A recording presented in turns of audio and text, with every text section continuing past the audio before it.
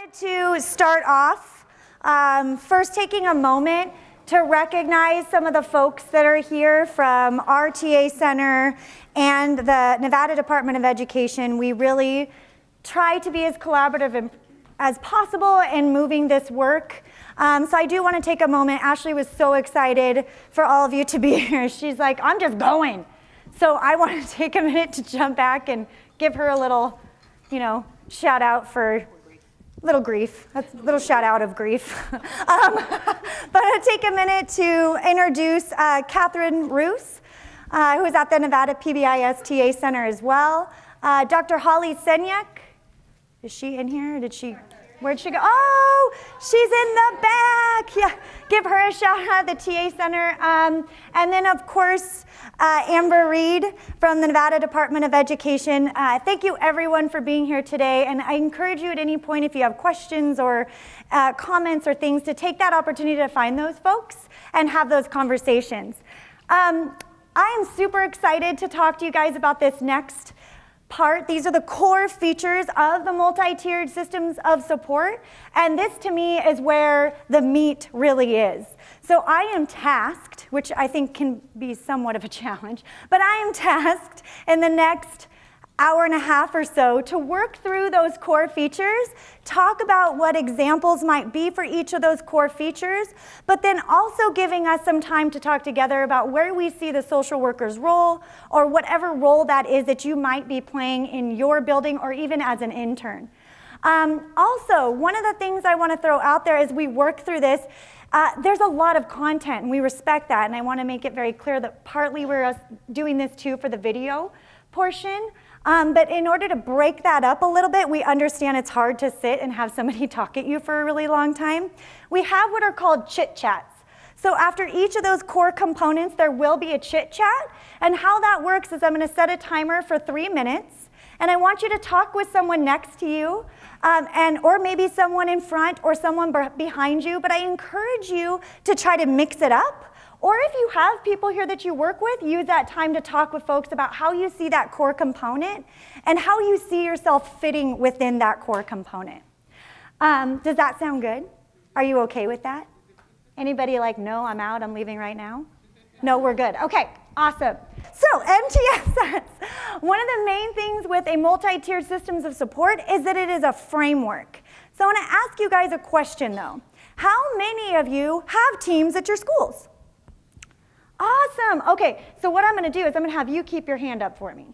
All right, how many of you have, no, it's cool. You're bear with me. Katie, I know you're going to love this. Okay, so what we're going to do, I ask any of you out there, how many of you do social skill instruction? Great, I'm going to have you keep your hand up. And everybody else put them up. All right, awesome. How many of you have functional behavior assessments and behavior intervention plans for Tier 3 services that are happening at your school? Fantastic. I'm going to have you keep your hand up. All right, so here's the thing. We can have multiple things happening in our building, right? That does not make it an MTSS. That's just the parts or the pieces. We can have the pieces, but what makes it a true, and you can put your hands down now.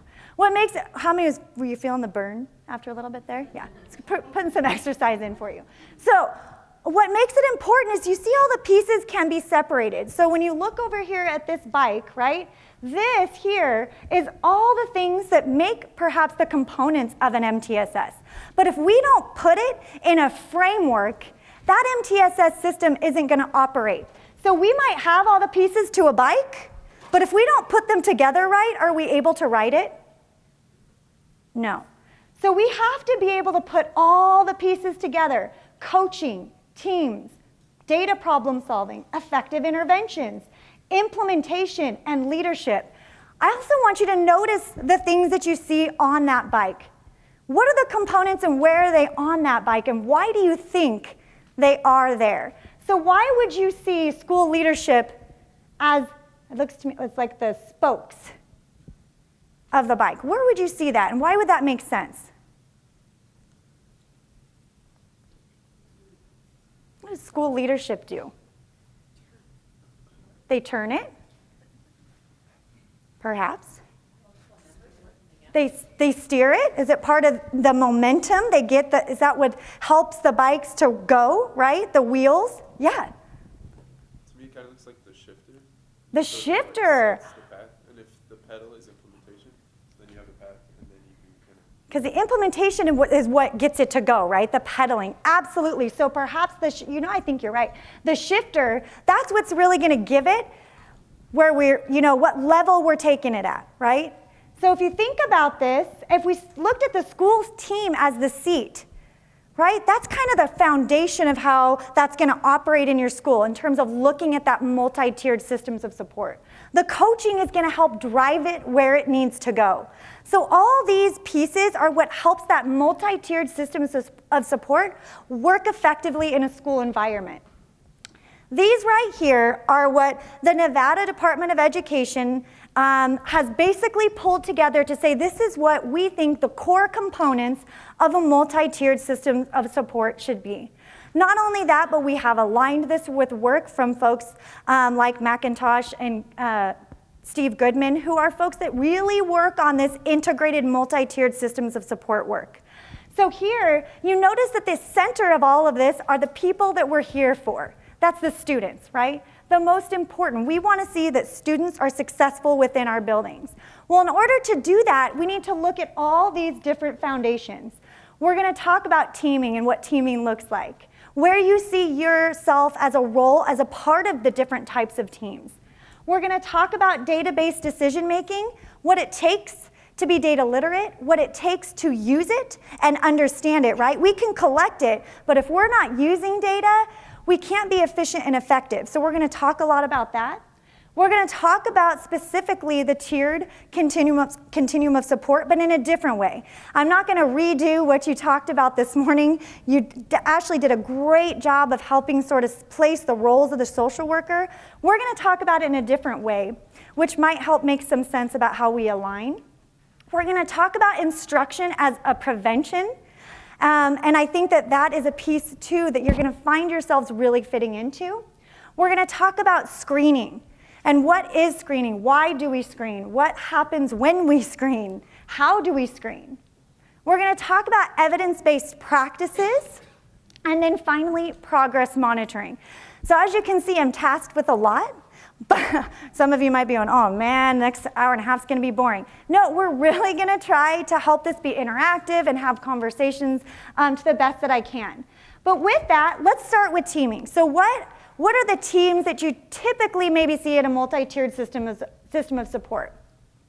We're going to start with that tier 1 team, and we're going to break every tier into what are the responsibilities, what's the composition of teams, what's the frequency to which maybe those teams should be meeting? And what's the type of data that you might be looking at as a tier 1 team? So keeping in mind that when I'm talking about this, I really am trying to get you to move towards that approach of how do we use tier 1 teaming for both academics and behavior. And we'll talk about what happens when we silo in a little bit. But the responsibilities typically mean we are looking at the school-wide development of systems. So we're really looking at how do we monitor behavior and academic data across the whole school? How are we maintaining communication of what we might be doing as universal practices for tier 1?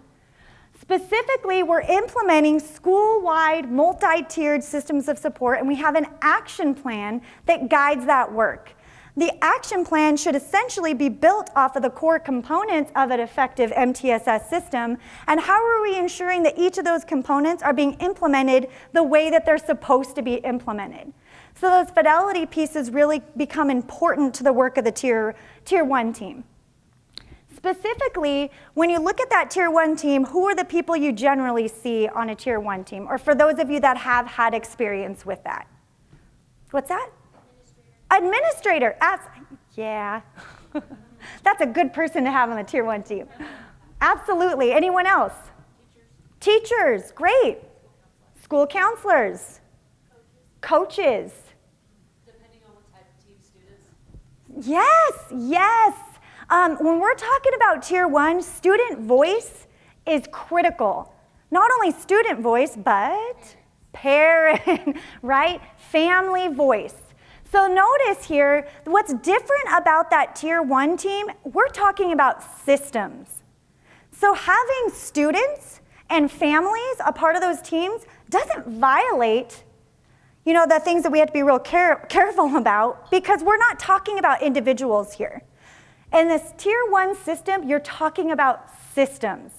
That is probably the thing that we see happen, the biggest error that happens the most at a Tier 1 is that oftentimes people will start going down into that targeted group, or they'll start talking about an individual, which then takes over the whole team meeting.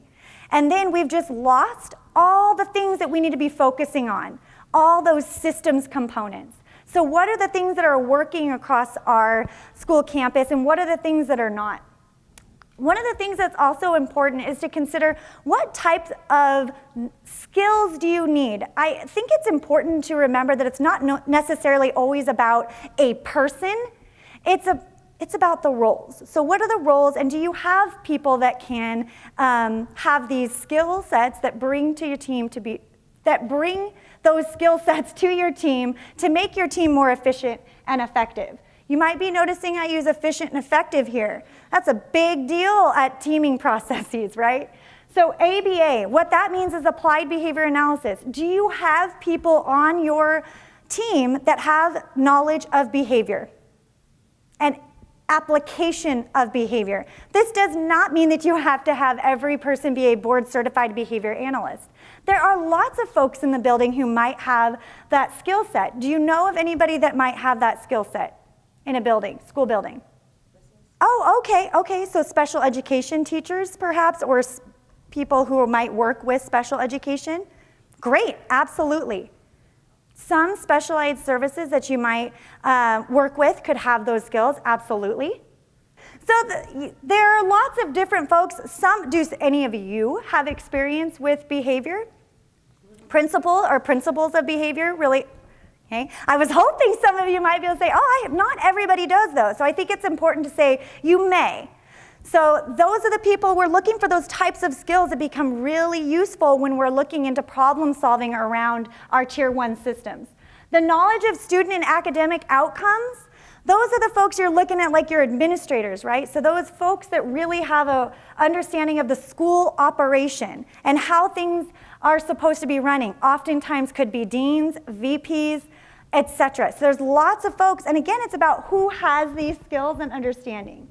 So when we go down to the frequency, when you're meeting for Tier 1 supports, it's recommended that you meet at least once a month. Oftentimes, schools that are really starting out in this process tend to meet more than once. They might meet weekly, some will meet every other week, and then they sort of fade that out once they get things going and build momentum. So it's not that you have to meet that frequently all the time. Once you get those systems up and running, you might fade some of that meeting back. What we've noticed a lot about sometimes when teams put these multi-tiered systems in support with their team functioning, they will just meet, and they might meet real quickly and have a quick conversation, and then everybody's done and everybody leaves. And then they come back together, and then they're like, hey, what did we talk about last time? I don't know, that's a good question. I think we said something about third grade and fourth, right? So that piece, in order to be efficient and effective, we want to have meeting agenda with defined roles of those team members. We want to ensure that we have outcomes so that when every person comes to a systems meeting, everybody knows why we're meeting and what's going to be accomplished at the end of that meeting. How many of you have ever been to a meeting before? I'm going to ask that again. I feel that there's liars. How many of you have ever been to a meeting before? Okay, now, keep your hand up or raise your hand again if you have ever been to a meeting that you had no idea why you were meeting. Oh, okay. Was it an effective meeting? No, okay, weird. How many of you have ever been to a meeting where somebody was talking about something and somebody else was talking about completely something other than that? Yeah? Yeah? Okay, no, I'm gonna stop there because I feel like there's two parts to this. But then, and then in the end, we're like, no, really, we're not talking about the same thing. We're talking about different things, even though we thought maybe we were talking about the same thing. There's lots of confusion and misunderstanding that can happen out of that. So the best way that we can make use of our teams is to have those minutes and have an action plan that guides your work so that you're always looking at moving things forward. What's the data that you look at for a systems approach? Data you're looking at could be discipline data for the whole school. So this is the difference here, right? You might be looking at your academic assessments or any kind of school-wide universal academic data that you might be collecting. I'm going to leave that very broad because it depends on what school you're at, what type of practices you put in for your universal practices. So those say discipline and they say academic, meaning that's one of those things that's a contextual component. You have to go back to your teams and say, what are we doing at Tier 1 for academic? And what are we doing at Tier 1 for behavior? And we can start to look at what types of data sources you can be looking at. We're going to talk more about data sources on one of the other components.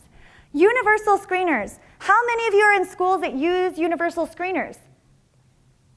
Fantastic. If you look around, there's not very many. That is not a common thing that we see, but it's something we're really trying to push. So a screener is something that you would use as a universal data source. Here's the thing, we will talk about screeners. I'm just gonna save that for when we get to the component.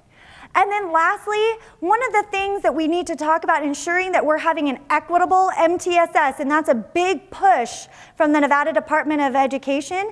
We need to be continuously looking at Tier 1 disproportionality. How many of you have heard that word? Okay? Those of you that may not have heard that word, this is really important when we're looking at our Tier 1 systems. We're looking at saying, are our Tier 1 systems equitable? Do all students have access? And if we don't, if we start looking at kids that might be over-referred in certain populations, and I'm not just talking about race and ethnicity, I'm also talking about gender. I'm talking about special education. What other things might I be talking about? Age, perhaps. Socioeconomic status, great. These are the things that we want to start looking at. Are we over-referring? Are kids getting more office discipline referrals in certain subcategories than others? So those are the things that are going to help us really look at making sure we have an equitable MTSS. Okay, now I'm going to shift gears here. I'm going to move to a Tier 2 team. And what I want you to do here, instead of me speaking to each one of these, because you might see a lot of overlap here, but I really want to focus on the things that are different. So what are the differences between Tier 1 and Tier 2? Does anybody see any major differences to start? Great. So we are looking at, this little, he's changing colors now. So we're looking here, identifying and prioritizing students. We're not doing that in Tier 1. Here we're looking at identifying how do we know what kids need Tier 2 services, so how they get into Tier 2. Great. What else do you notice that's different? Yeah. The team composition, excellent. A Tier 2 systems coordinator. One of the things I want to talk to you guys about is there's sort of two different things we're looking at with Tier 2. In Tier 1, it's all about systems, right? But when you move to Tier 2, not only are you looking at groups of individuals at certain interventions, but you still have a Tier 2 system. Ooh, how many of you just went, if you didn't know that? That's one of those things we oftentimes forget about. We might just meet for Tier 2 and only talk about specific students and their progress within Tier 2, which is a part of that. But the other part of that is the system, the whole thing. How effective is our Tier 2? For any student that's receiving access to Tier 2 interventions, how many of those kids are being successful and how many are not? Because that's going to tell you whether or not your Tier 2 system is effective. Okay? Awesome. What else do you see here? Yes? Identification of professional development. Yes. Opportunities. Professional development. So when we are creating Tier 2 systems, we have to train staff on why those systems are in place. right? What are the procedures? What are the referrals? How do people get referred to Tier 2 services? How do people do the interventions?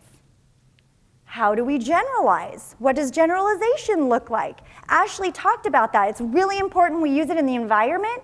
So part of that training needs to come down to the school staff so people know what those interventions are and if we're helping students to be successful in those environments. Excellent. Any other things you might notice? I want to bring you down to the data reviewed. What's different there? Fidelity. We look at fidelity at Tier 1, and that's very important. As I was telling you about, that's what guides your action plan. But whoa, I'm just pushing things, going places. Okay, there we go. Tier 2. So when we're talking about fidelity at Tier 2, we're looking at specifically fidelity of interventions. So those Tier 2 interventions, are they being implemented as they are intended? Not only that, but what's the social validity of that? Do teachers think that this is a useful intervention? Are they feeling like they're seeing outcomes, right? On top of that, we're looking at student performance data, which would make sense, specifically because these students are being referred to Tier 2 services. But we're also still looking at disproportionality. So now this is where we're talking about, are there certain populations that are either being over or under referred to Tier 2 services? And this is that idea of being proactive, not only looking at this at the end of the year to see, oh, how did we do? But how are we looking at this throughout the year so we can make those changes in the times where it's critical? Excellent. Let's now compare teaming across Tier 3. What are the big differences you see between the roles, the responsibilities, or the frequency perhaps, or data, whatever that might be? There are individual support teams, absolutely. So remember when we went back to Tier 2 and we said there is a Tier 2 systems component for the team, there is also a Tier 3 systems component. So for any kid that's receiving Tier 3 services, what percent of those kids are being successful? What percent of those kids are not being successful? Because now again, we can look at, is our Tier 3 being supportive to students' needs across the whole tier, not just only looking at the individual student? Excellent, excellent. Any others that you might see? Progress monitoring, right. This comes down into, again, looking at the individual progress monitoring, looking at their outcomes. Specifically, we are also looking at the evaluation of disproportionality. So we're looking at that across all 3 tiers. Do you see a lot of overlap here? Yeah, right? And here's the important piece to that. Every school puts these teams together in different ways, in different compositions. And in some teams, they will have systems teams that meet about all 3 systems, but they don't go into targeted stuff and they don't go into individuals. That's meant for a Tier 3 student support team. And then they feed back that loop to the systems team, right? So there are lots of different ways. We're not going to spend a lot of time talking about how that is done, but there are lots of different ways that teams will put these together. You'll have Tier 1 teams, some will have Tier 2 teams, and then some will have Tier 3. So they will have them all separated. Some, again, will have alignment across those. So no matter what you're doing, you want to ensure there's feedback across all 3 tiers so that people know what's happening across your systems. So there's that common understanding. Here's the thing that I want to talk to you about. When we talk about teams, we often do them in silos. So how many of you are or even have experienced a school that has an academic team and a behavior team? Maybe a school climate team, maybe an SEL team, maybe a restorative practices team. Perhaps you even have a, throw out another one. Am I missing anything? You know where I'm going here? Attendance. Oh, we heard about that. Attendance team, right? Now let me ask you a question. How many of those overlap? How many of those have the same people? But they're meeting 4 or 5 different times. And how many of those teams are actually talking about the same thing, right? So this is what happens when we silo, we don't operate as a team. You get the function or the outcome is what's important, right? So if we want to deliver packages, delivering packages are important. But if we don't organize, and if we don't create a system among one another, we are going to crash into each other. We're going to get UPS and FedEx crashing into each other, all to deliver that package. And we don't want our teams to do that. So how do we bring ourselves together to make an alignment if we have that shared valued outcome? So instead of silos, you can start thinking about, we're not saying you're going to go back to your schools, like Amber said earlier, hey, we're doing this all wrong. You need to get all these teams together. Whoa, that probably wouldn't work. But what we're telling you is this is a great way to start planting the seeds and helping grow that at your school, to be the facilitator of that change. Okay, something I want to talk about. All this stuff might seem, you look at it, it could either one, seem overwhelming. So you've got people who look at this and they're like, oh my gosh, she's like blowing my mind right now. I can't even process this. Or on the other side of that, you got folks in here that are like, wow, that makes so much sense. This is logical. It seems like that could work. Those are Vulcans, by the way, that's me. That's how I think of things. I see stuff and I'm like, yeah, that makes so much sense. Just made a little bit of humor. That was nerd humor. Okay, I was like, I don't know if anybody else got my nerd humor, but that's okay. Thank you, Amber. But how do we put this all together? And either way, wherever you sit on that continuum, you should be using what we call implementation science. So we don't ever just dive into something. We should always be looking at it as, one, we explore the possibility of it. And this is how you can see the way in which you can facilitate some of this. So what's important about this is if you look at the implementation across the top here, well, let's see, maybe if something, yes.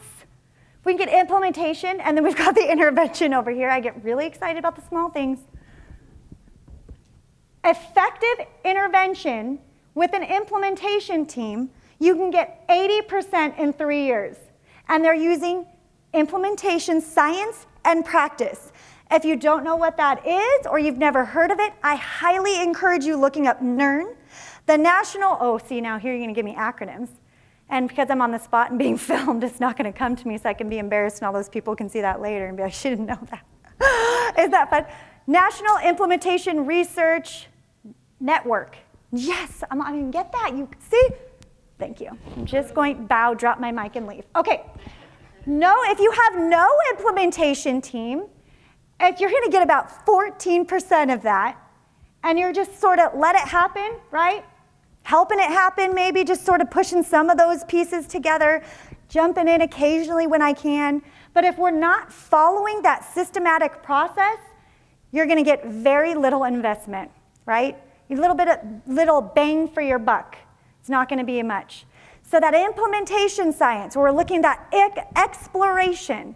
We're going through these processes of looking, and we're not going to spend a lot of time on implementation science, but perhaps that's something we want to consider. But if we start to look all the different ways that we do implement, and you go look at NERN, it'll talk about all those phases of implementation and how you invest in each of those. Okay.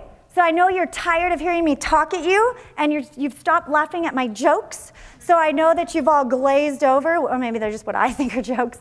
But in either case, you're going to chit-chat. So what we're going to do is I would like for you either to turn to someone next to you, turn to someone in front of you, turn to someone in back of you, however that might look. And we just talked about teaming. So if you can talk to your small little group about how you see from an MTSS lens, that's kind of be our theme for these chit-chats. From the MTSS lens, how do you see yourself in whatever role that might be that you play, whether you're an intern, whether you are a safe school professional or a social worker or family therapist, something like that. How do you see your role within these teams and across the 3 tiers specifically? Are we good? Yeah? Okay, I'm going to set the timer for 3 minutes. Ready? Collaborate. Okay, great. Somebody said. And so, and a part in how we can connect that back to the team is if you're on that and through the team, you're defining roles and responsibilities of folks that can then be disseminated out to the whole staff, right?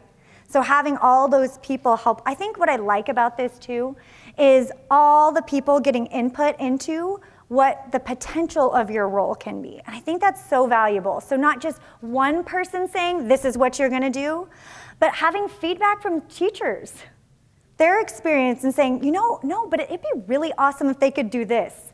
Or having a family member or even a student on the team saying, oh, but you really know it would be great. Do you think it's more likely that your role is gonna be better defined if you have perspective from a wide group of people than just one person determining that? I like that. Excellent. We want to have a buzzer that anytime we go off talking about individual. Oh my gosh, she says they want to have a buzzer that anytime they start talking about individual kids, it's like, meh. You're off task. I love it. Oh my gosh, that's so funny.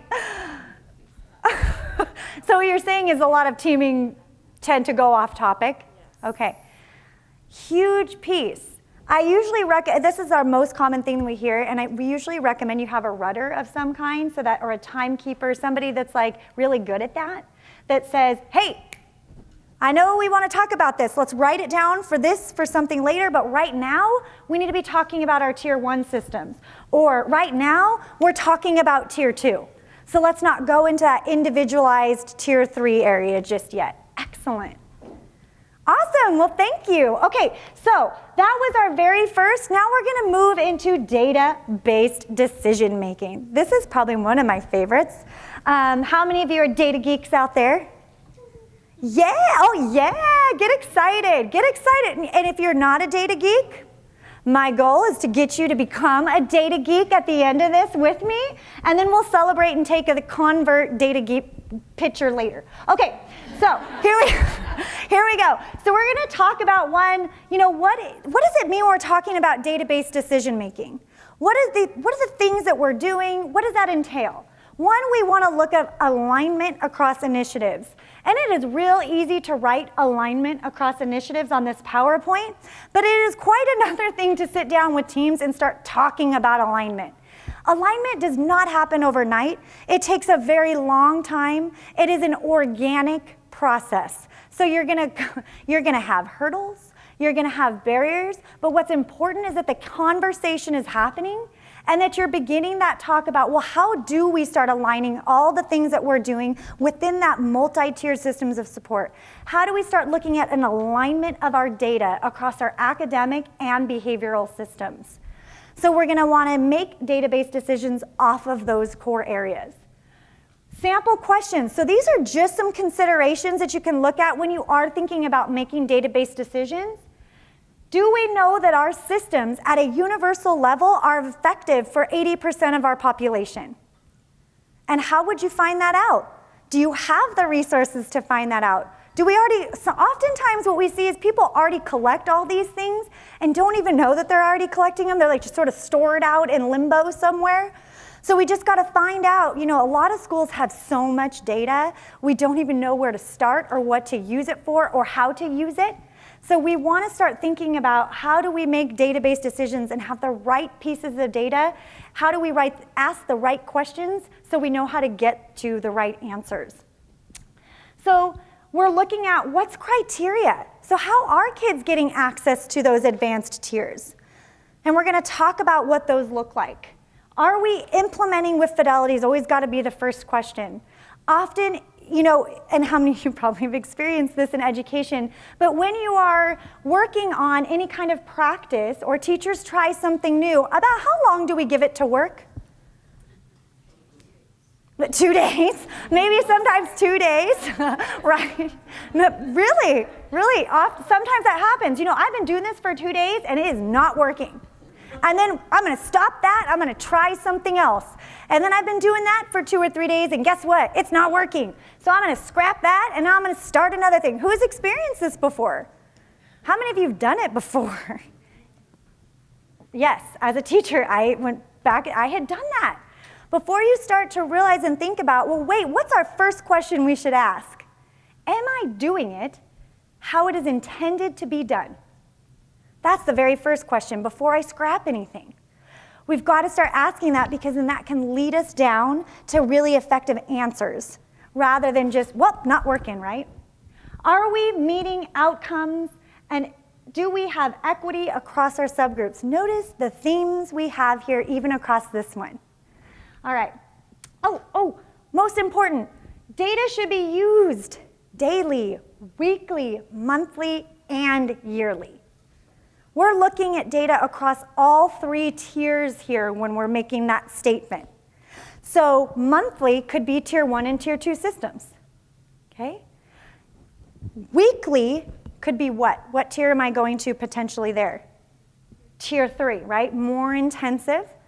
And then yearly, that's your evaluation. So at the end, you're gonna pull annual reports. So you might have saw on some of those slides, it's recommended to do an annual evaluation. So take an annual report of all those things you met on every month so that you can identify, are these systems being effective across the tiers? Okay, so why use data for making decisions? They're more likely, surprise, surprise, to be efficient and effective. These are our theme words for today, and I feel like every time I say that, everybody should do a jig, because it's gonna help you remember it or something. The quality of decision making ultimately depends most on the very first step. So we're looking at defining the problem, and we wanna define it with clarity.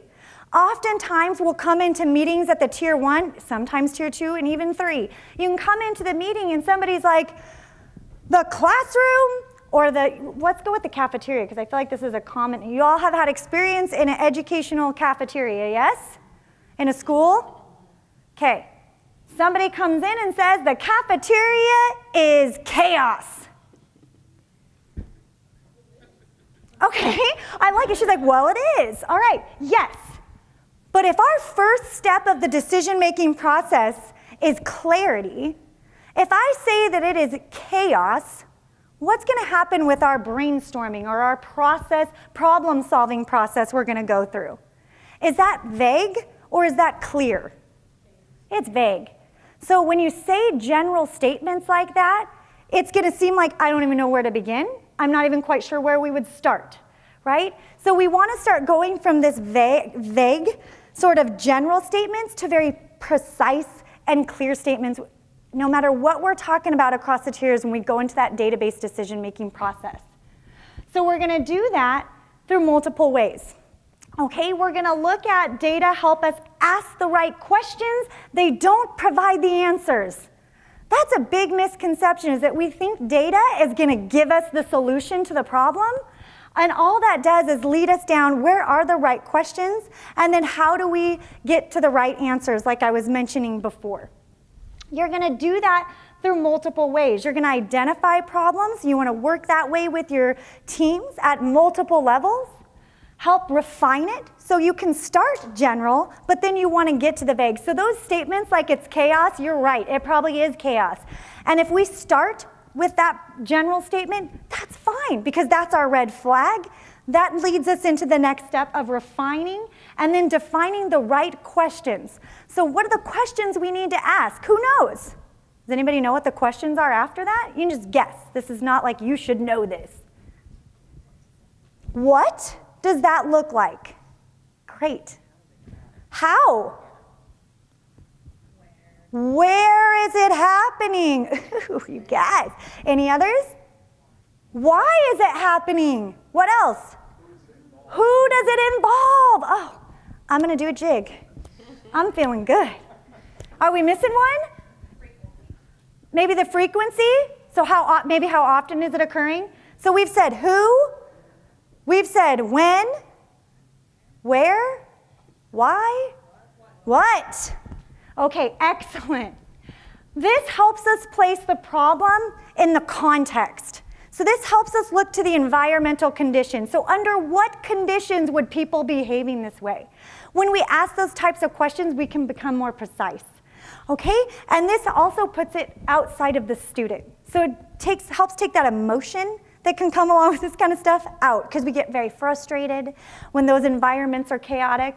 So as facilitators of database decision making, how do you refine that down? How do you take that emotion out and help people to see it for what it is, And under what conditions is that potentially happening? So here's what we're going to look at.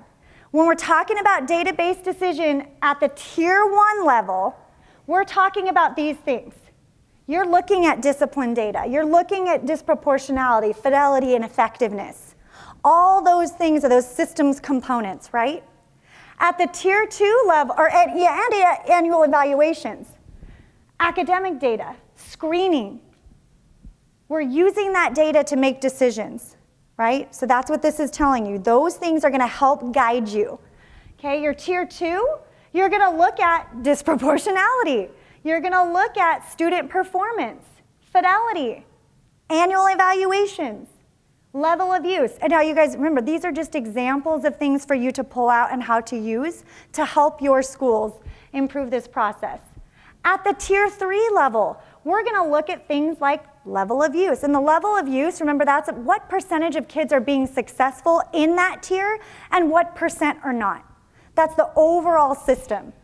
Okay, annual evaluation of your tier 3 in general. Your outcomes of students in terms of the intervention plans. Fidelity of those support plans that are being implemented, and again, that disproportionality. All right, so here's what happens. Oftentimes you get to those meetings, we hear all the time people say, why? Why is that happening? So when I say why, what do we tend to do? Defensive, accuse. What do we do when we try to choose selections or when we're talking even about interventions? Like, well, why is that happening? We just start throwing out ideas, right? Oh, maybe if we did this, or maybe if we did that. The word why can often lead teams sort of down a rabbit hole, or it can lead them down many different paths. So what we want you to do as facilitators of change, so when you have that opportunity to think about using data, is instead of asking why, ask under what conditions? Under what conditions would that occur? And that's going to help you really define and narrow it down so you actually can get to some solutions. So those pieces are going to be really helpful. So now I want to talk to you a little bit about the difference between general and precise, and we'll have a little bit of fun with this too. General statements, you all identified, are the vague ones. So that's me saying the cafeteria is chaos.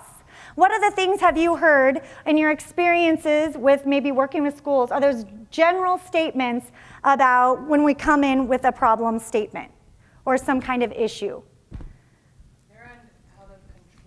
Oh, good. They're out of control. Excellent. I can't handle it. So then there's that emotion again, right? So maybe feeling not effective. So then I can't handle it anymore. It's enough. There's too much going on. Excellent. Okay. So, look, I just click things. Nobody tells me. It's just moving forward. Okay. So how we move then from the general, then we're going to talk about what the precise. So what does a precise statement involve? It literally involves everything that you identified without me even having to say it. When I said, what else do you need to narrow it down? It's the 5 W's, okay? We're really talking about getting into the who, what, when, where, and why components. And what data is going to give you the answers to that. So general statements might be things like these, right? We see things like student disruption is at an all-time high. Is that precise enough? Does it get us down to the clarity? It's Armageddon in the cafeteria. Kids these days. Have you ever used that? Here's the thing. Those can get us down a right path, but they can also lead us down one. So we want to be very careful about how we're using these types of statements to help bring us to that precision. So the difference between a general and a precise. This one says there are more ODRs for physical aggression on the playground than last year during first recess with a large group of third graders and is related to getting access to new playground equipment.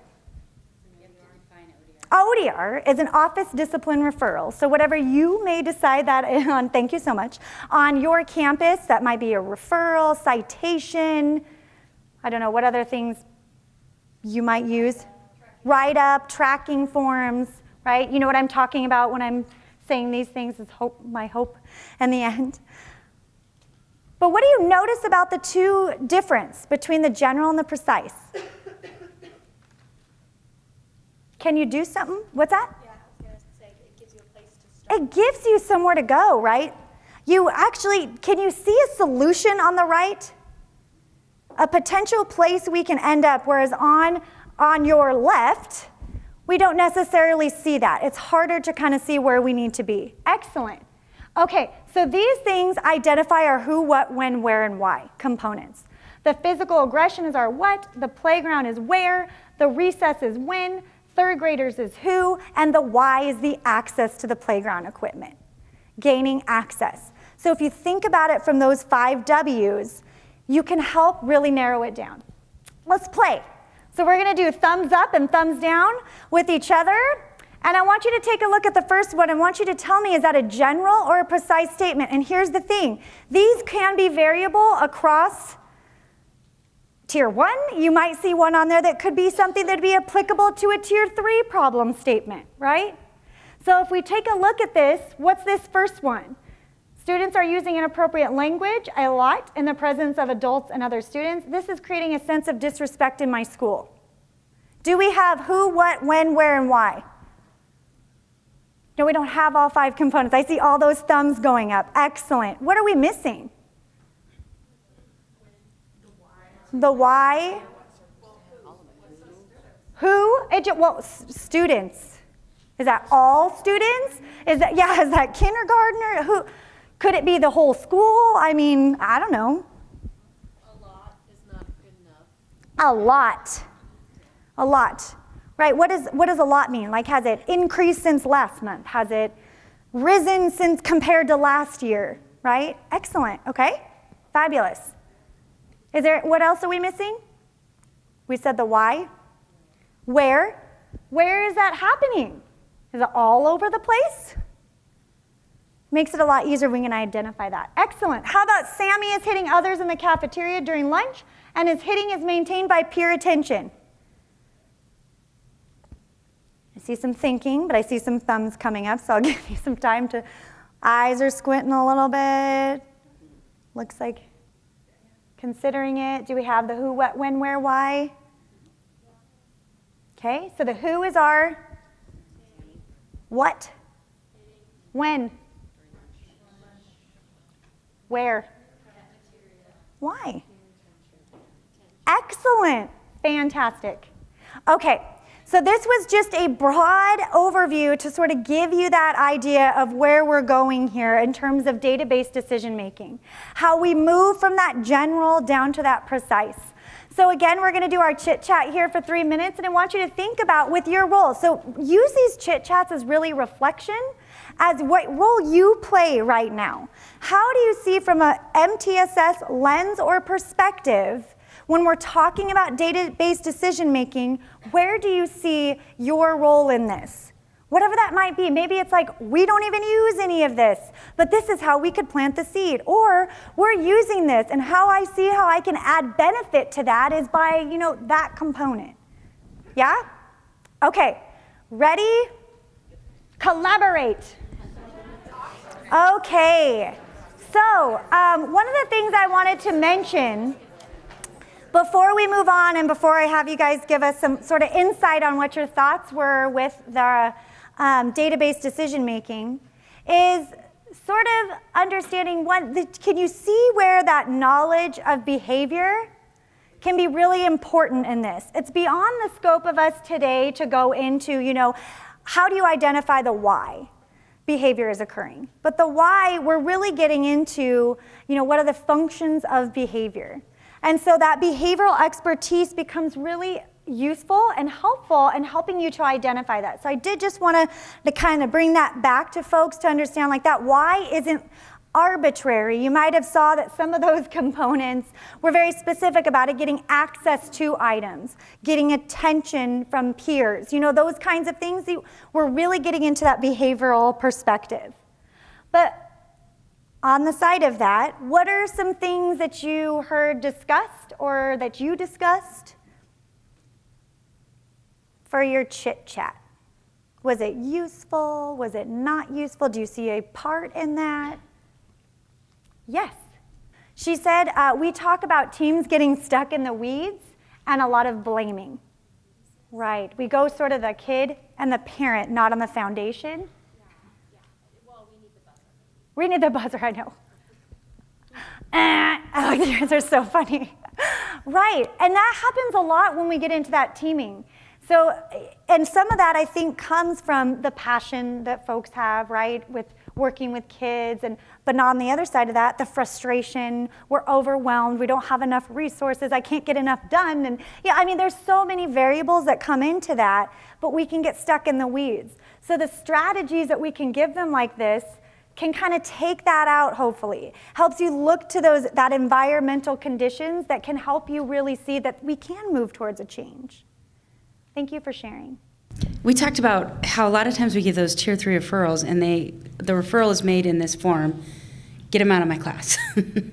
Take care of this problem, right? And so if you help a teacher identify either through a standardized referral process, a form, when you all have access to the tab on Infinite Campus, which was built in partnership with our friends from PBIS, talking about minor behavior referral forms, and also there's a referral form for just to see SISP individuals, specialized instructional support personnel.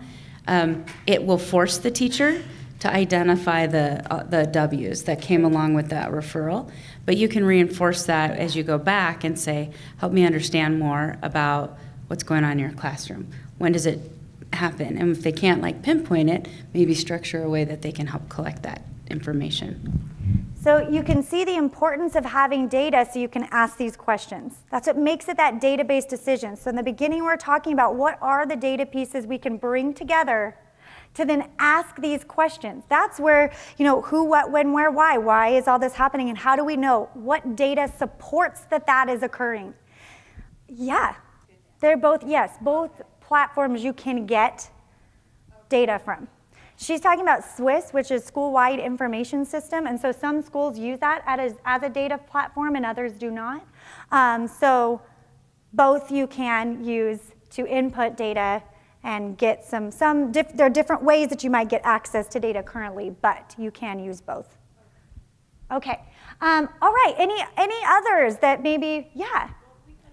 So she said it's difficult because they don't have anybody on their team that might have any kind of behavioral training or deeper understanding of behavioral principles, right? Of applying those.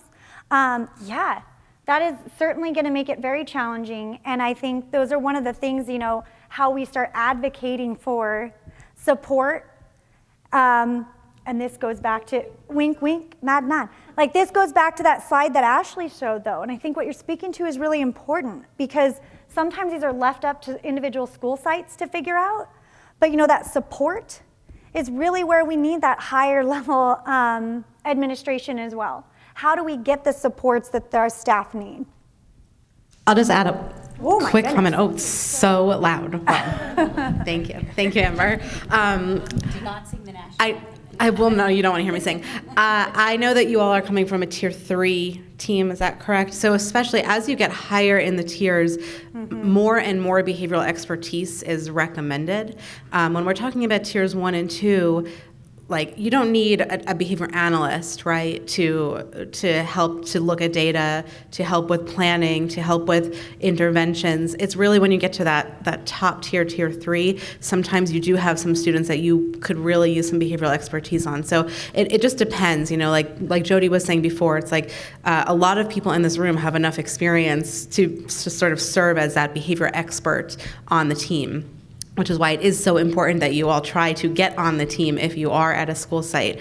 As you get into your higher tiers, the hope is that at minimum your district would have some resources available to help support your tier 3 implementation if you need that individualized support. And we are also an available resource at the PBIS TA Center. We've got a whole cadre of behavior analysts. If you ever need support, you can chat with us too.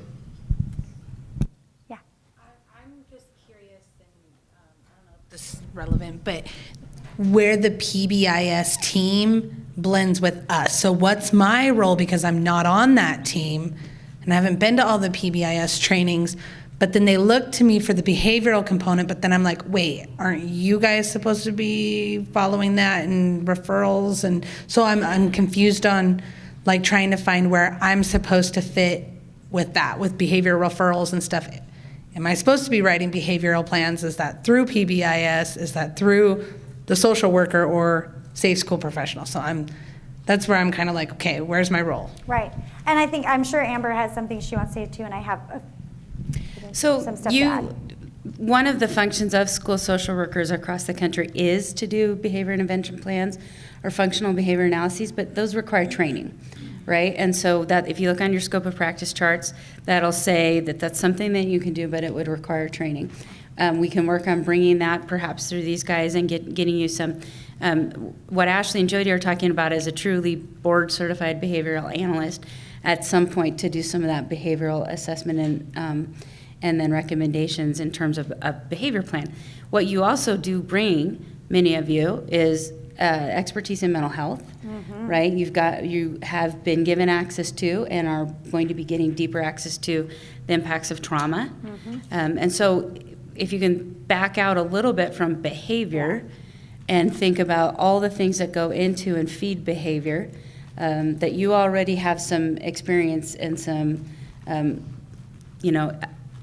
comfort working with it. So the mental health components, the trauma, those kinds of pieces that you can bring in addition to whatever you can bring understanding behavior. I'd like to add to that because I think what's important here and for everyone to understand too is, we're talking about this, we're hopefully talking about that truly integrated multi-tiered system of support team. So that team that would look at both academic and behavior. If you don't have that to that end and you have multiple teams that are sort of operating in silos, our general recommendation is, you should be a part of those teams. Your knowledge, all the things that Amber just said. If you have mental health experience, trauma, training in trauma-informed care practices or whatever that might look like. Restorative practices, really any of your knowledge is important. And so that can be valuable at tier 1, 2, and 3. So I think being a part of the team is sort of one of those first steps, is to getting in there and helping to move the teams and facilitating some of those small changes. So small changes, big impact mentality. Yeah. And you are 100% correct. The general scope of the BCBA is not just to be at tier 3, although that happens quite a bit. They have the expertise similar to safe school professionals to support across a continuum. So you think about counselors. You have the knowledge, you have the skills to support across the continuum. I generally have a hard time seeing one role fit in one tier, right? I kind of see that there's this scope that people have the skills that they can offer knowledge and expertise across that continuum. Great. Oh, yeah. We'll take one more.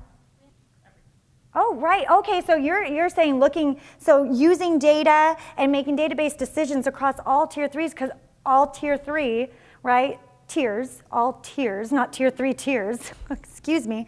I just got really excited. But all the mumbo jumbo. But yeah, you're talking about across the tiers and how that feedback informs one another. So how does tier 1 inform tier 2, 2 to 3, 3 even to 1, 3 to 2? They should all have sort of a feedback, absolutely. And having the right data systems to catch up and be there for you. Excellent. Fantastic. These were great discussions. I think we kind of assumed this was going to be one of those areas that you can see a lot of potential for your skills coming in here. But then also, I heard a comment, and I don't want to throw someone out, but I thought this was fantastic, was talking about, I often get students that people just say, here, work with this student. How many of you get that? Here, work. Da-da. Oh, I don't know. What? Now, here's the thing. These are the questions we need to know in order to effectively work with kids, right? So what does the data say? What's the history, and how can we make database decisions before you say, here's the kid? We should be teaming and working together, right? So I think that those pieces really contribute to that component, and hopefully you can use some of this as your guiding questions so that if you get students, we can start asking this kind of stuff. So fantastic. Thank you for your great conversations and input as well. Okay, so now we're going to sort of move to that tiered continuum of support, and we're going to look at this from a little bit different perspective. But when we are going to talk here, we're going to talk about one, remember we talked about that green, or that 80% is about 80%, that 80% is that universal for both academics and behavior, our universal application, yeah?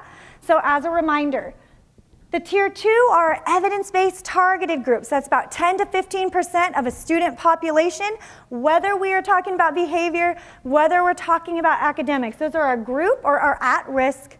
And then our tier 3, again, we're moving up into that individualized support. So these are the ones where we're looking at commonly FBAs, behavior intervention plans, wraparound services, brief FBAs and behavior intervention plans, which are different than like the comprehensive ones.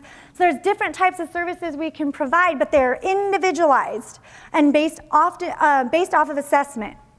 So when we get to this, how do we know that a kid should go into tier 2? How do we even begin to identify a kid that should be going into tier 3? Are these the things that we're just pulling out in a meeting and being like, yeah, this stuff looks good, so that must mean they should go to tier 2? Or, you know, I got a teacher come in and say, nope, yep, this kid needs tier 3. So we've got maybe one person deciding what tiered services kids are going into. So that's how we're going to look at this continuum of support today, is how do we know when kids need to get into those advanced tiers? With that, we have to talk about setting floors and setting ceilings. And we're going to use that with data. Ooh, who just is like so interested now? Okay. I was really going to be that excited about it. This is the stuff I told you. If you're a data geek, what does that mean? Tell me more. Okay. One, we have to determine what the threshold is. So at what point are we talking about it becomes at risk? Okay? Who needs tier 2? So when we're talking about general population of our universal strategies, well, what's that top where we're saying, well, this is sort of our cutoff. This is our floor, right? So anything that's going to go above that, we're sort of looking at advanced tiers. We're not quite sure yet, though, if that means tier 2 or tier 3, because we haven't talked about that. But we're setting that floor to begin, okay? Additionally, that's our floor, okay? Also determine then the cap. Here's the biggest mistake we often see people in advanced tier support for both academic and behavior is we don't have a cap. And so we accidentally put kids that need tier 3 services in our tier 2 interventions. How does that go? It doesn't work, right? It doesn't work because that tier 2 is not intense enough. It doesn't have enough resources to support that student, okay? So that is why this one is very important. So we gotta have that cap. At what point does it stop and now it becomes tier 3 services and more individualized, intensive, resource-heavy type of interventions? Okay, so I'm going to give you an example. And how, before I do that though, when we're talking about this, what we generally recommend is that you're using what we call data decision rules. Those data decision rules are your floors and your caps. And when you have those, you're going to use multiple data sources. And I want to ask you guys a quick question and just hear what you think. If I use one data source to determine that a kid needs tier 3, what do you think about that? Maybe, oh, just that one source is telling us, right? Okay, yes? You should what? What did she just say? Who's doing a jig? She just said you need to triangulate your data because one source of data does not tell us the big picture. We need to try to look for at least 3 things, 3 different data sources to have a pattern, to say, is this required? Otherwise, we're going to get a lot of kids getting into those advanced tiers that actually shouldn't be. Let me ask you another question. How many of you see kids that receive tier 2 services that it's really just a tier 1? It might just be universal environmental instruction that could have been put in place, but instead we're putting a whole lot of resources at a tier 2 intervention that could have been best practice in the classroom for all students. These are the things we're seeing. So that's what these data decision rules help you to make more accurate decisions. Okay, so this is an example of a data decision rule template. And across the top, I do want to point this out because I think this is very, very, very important. Some of you may already be familiar with this, but you have your support interventions, your description, how they get in, how you monitor progress, and how they get out.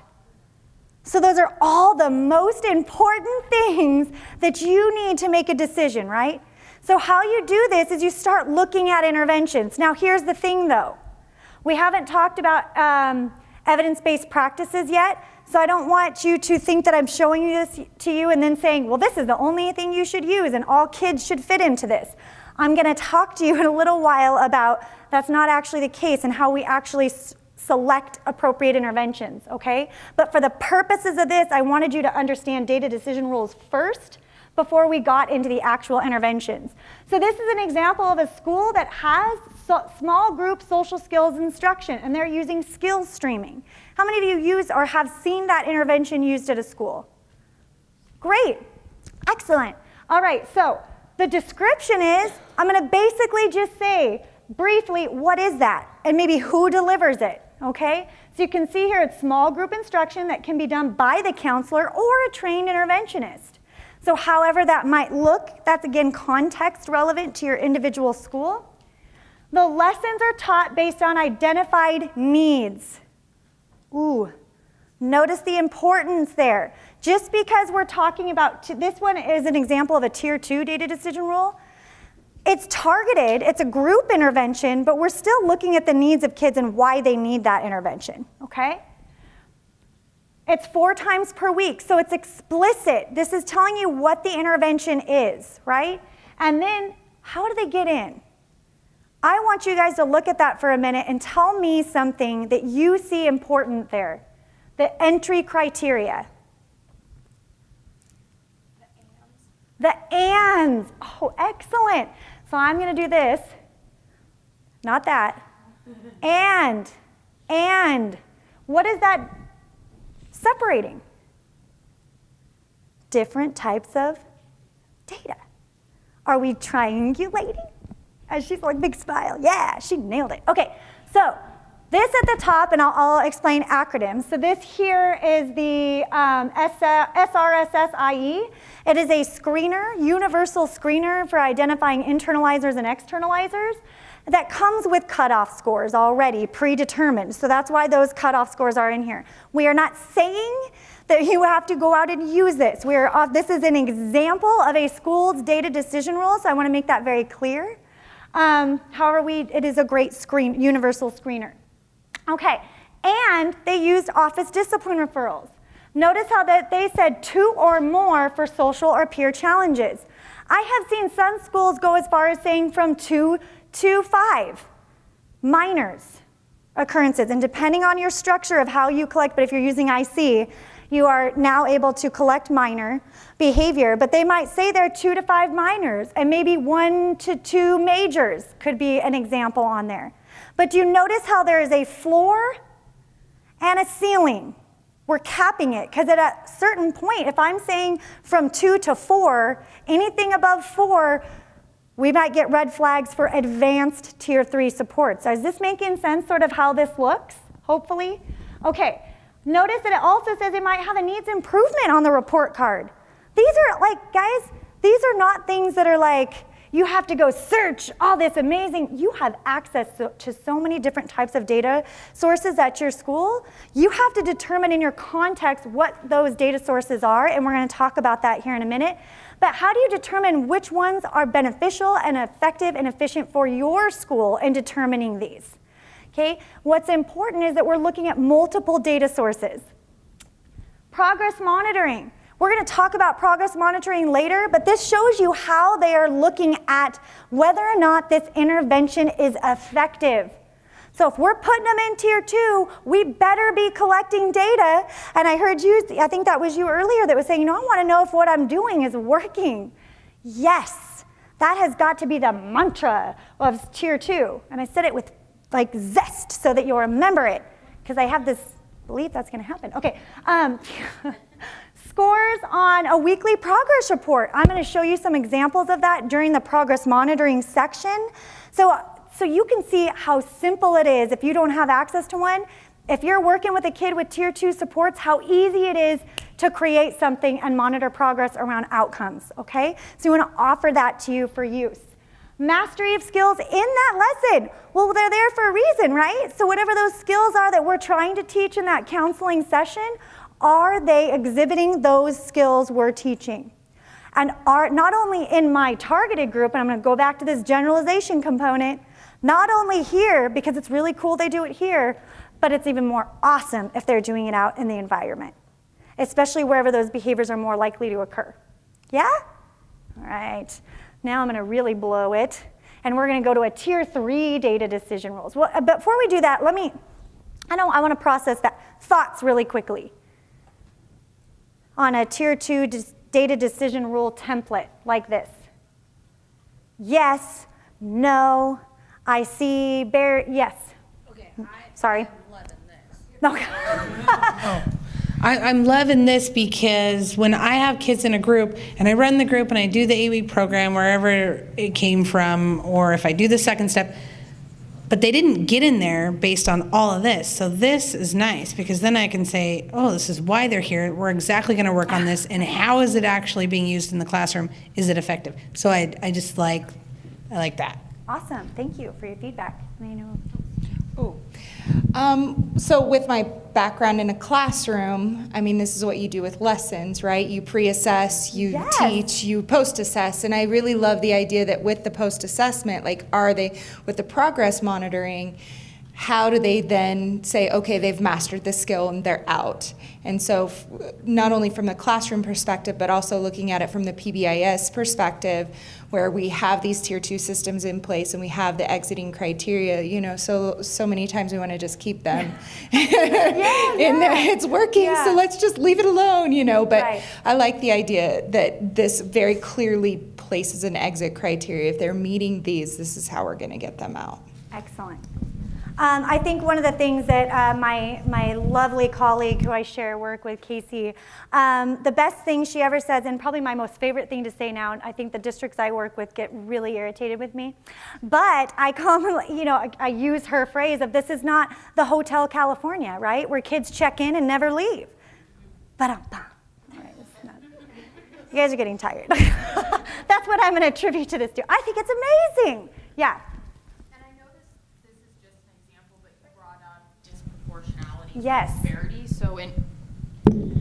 You brought up disproportionalities and disparities. So although a criteria might be office discipline referrals, when I'm looking at the exit criteria, sometimes if a teacher or if somebody has kind of labeled a kid, they actually might be more aware of a behavior for that child, even though it's demonstrated across the classroom. So as this is brought up in MTSS, it is what really is the referral criteria versus the actual referral, because otherwise that kiddo might not ever exit out, even though they should. And I think you bring up a very important point, because we have to make sure our systems are equitable, right? And so if we're looking at this, we need to always be looking at it, especially when we set them as ceilings and floors. They can be arbitrary, but that's a part of how we have to assess that. And we have to look at, that's why we do the level of use.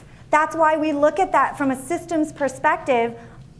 Is this system reaching the kids it needs to reach across all populations, right? And so I think that comes into this. And so we talk a lot about, when you do these systems, go back always and use this as a guide, but then constantly be looking at, are we ensuring that these are a representative sample of data that access all students, right? That could, that could identify targeted groups from all students, if that makes sense, or all populations.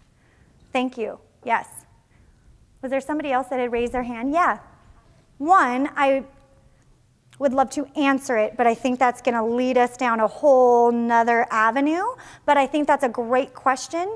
And I also think that's a lot of things we could ask about folks here. And I'd be more than, and I know other people would be more than happy to talk to you about, she said, how do you get teachers to buy in? Because she saw the 4. We can talk to you about those things. And that'll come up in the case study Yep. this afternoon as well. Yep. So I think some of those things will come up, especially during the discussions later, but I don't want to say that's a great question. Hold on to it for this afternoon. Jody, Yes. I was just going to say, loud, but I know we're videoing. Yes, hello, camera. If all of this is based on the assumption that you're using an MTSS framework, which means you've got a team, and this wasn't just your decision. Yes. Right? And so that you've laid that foundation and that involves school leadership. So we've bought into this, we're going about this in an intentional and efficient and effective way so that we can, increase the buy-in on all sides, right? And so you're not gonna likely wake up tomorrow and go back to your schools and walk into that system that's already built for you, but that's the goal. So keep that in mind as we look at this. You're gonna have these sort of challenges and these barriers along the way. When you step back and remember this is part of a framework, and when we have all the components of the framework, that's why it's effective. And I'm all about efficiency, right? That's like one of my core values is efficiency. It's also my biggest trigger. So but we do it because it's effective, because that's where we get to do the work that we signed up to do. Yeah.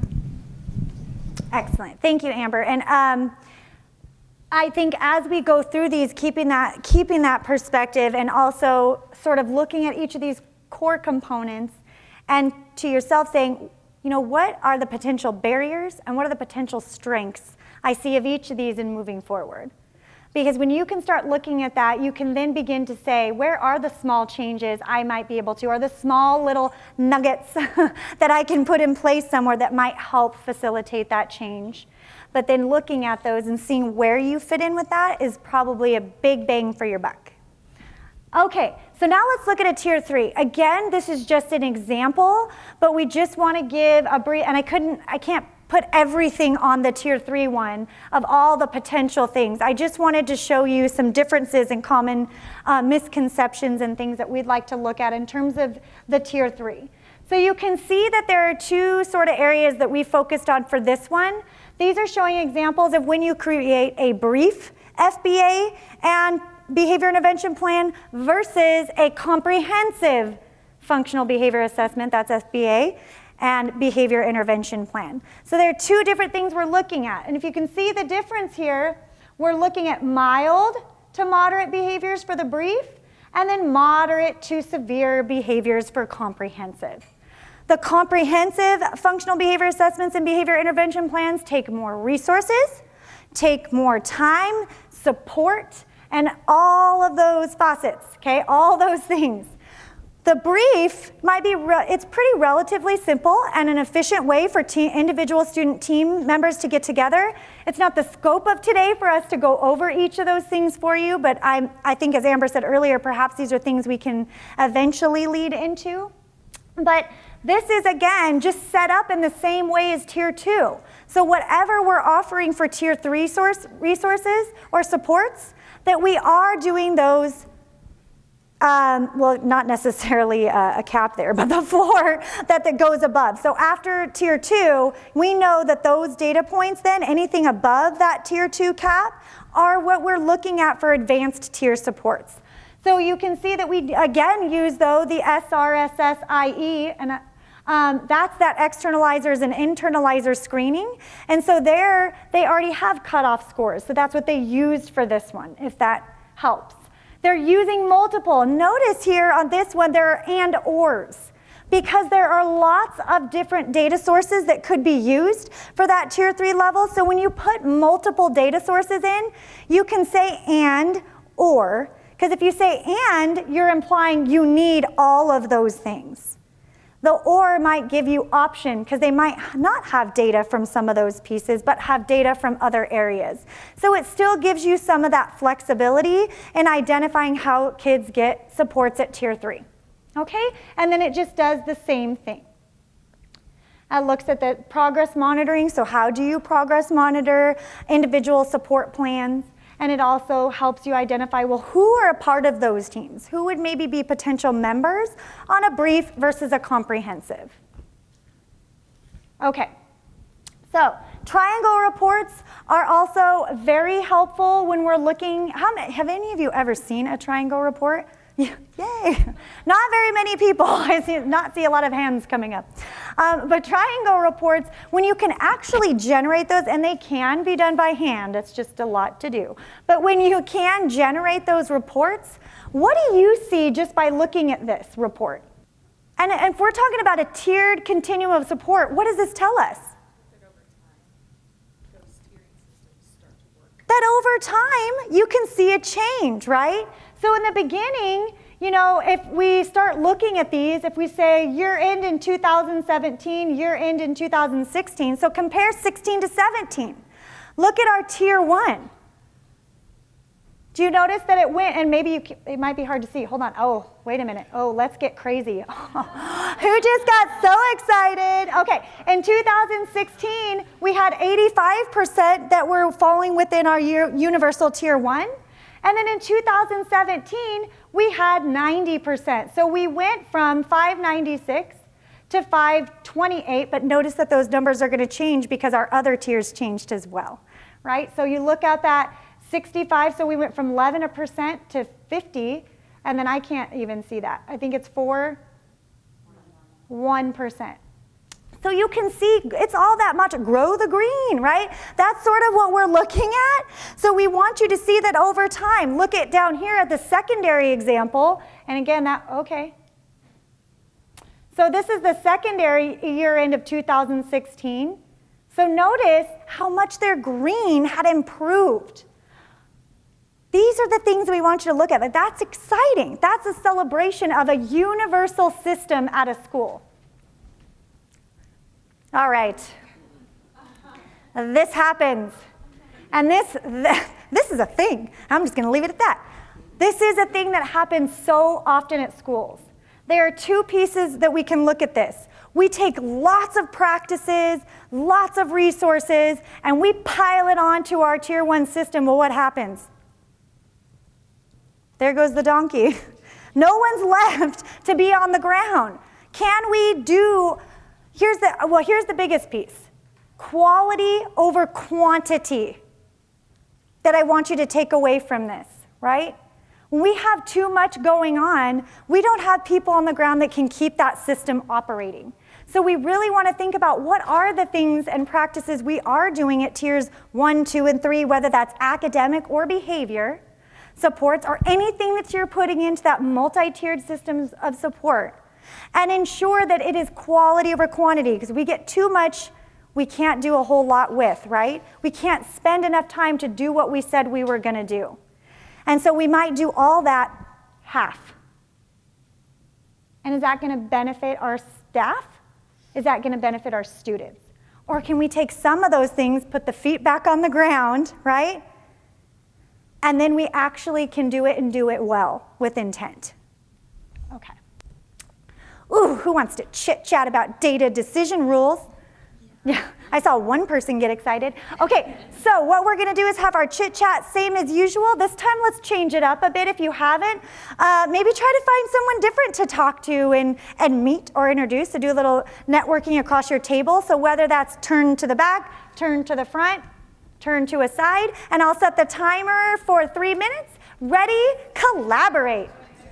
And for this one, we're gonna go ahead and jump right in to instruction as prevention. So we'll talk a little bit about how we can see roles that you might play in that instruction component. So, instruction is one of the most critical things that we can do in education. That solid foundation at tier 1, whether that's for academic or for behavior, is essential. So when you think about that link between academics and behavior, this picture sort of gives you that. You know, we get a lot of folks that ask us questions about the chicken and the egg. So what comes first? Is it the academics and then the behavior, or is it the behavior and then the academics? But what's really nice about this is it's showing you pathways. The path that you could take to both behavioral and academic challenges. So whether or not, if I start up here and I say those initial challenges, these are for behavior, or initial academic challenges, that whatever the path is, you notice that we're leading to combined challenges. So whether you start with behavior or you start with academics, we are leading to things like underlying attention deficits that are also going to take us down that path of combined academic and behavioral challenges. So that's why we want that whole picture is really important. And when we silo them out, we're probably only answering part of the question to begin with. So the more we bring these together, the better off that we'll be. Why we teach expectations are because kids have different views of what are right and wrong. So those behavioral repertoires, how I behave at home with my family, might be accepted and okay. How I behave with my group of friends out at the playground might be accepted and okay. And when I come to school, I might behave in a different way, and that's what's accepted and okay.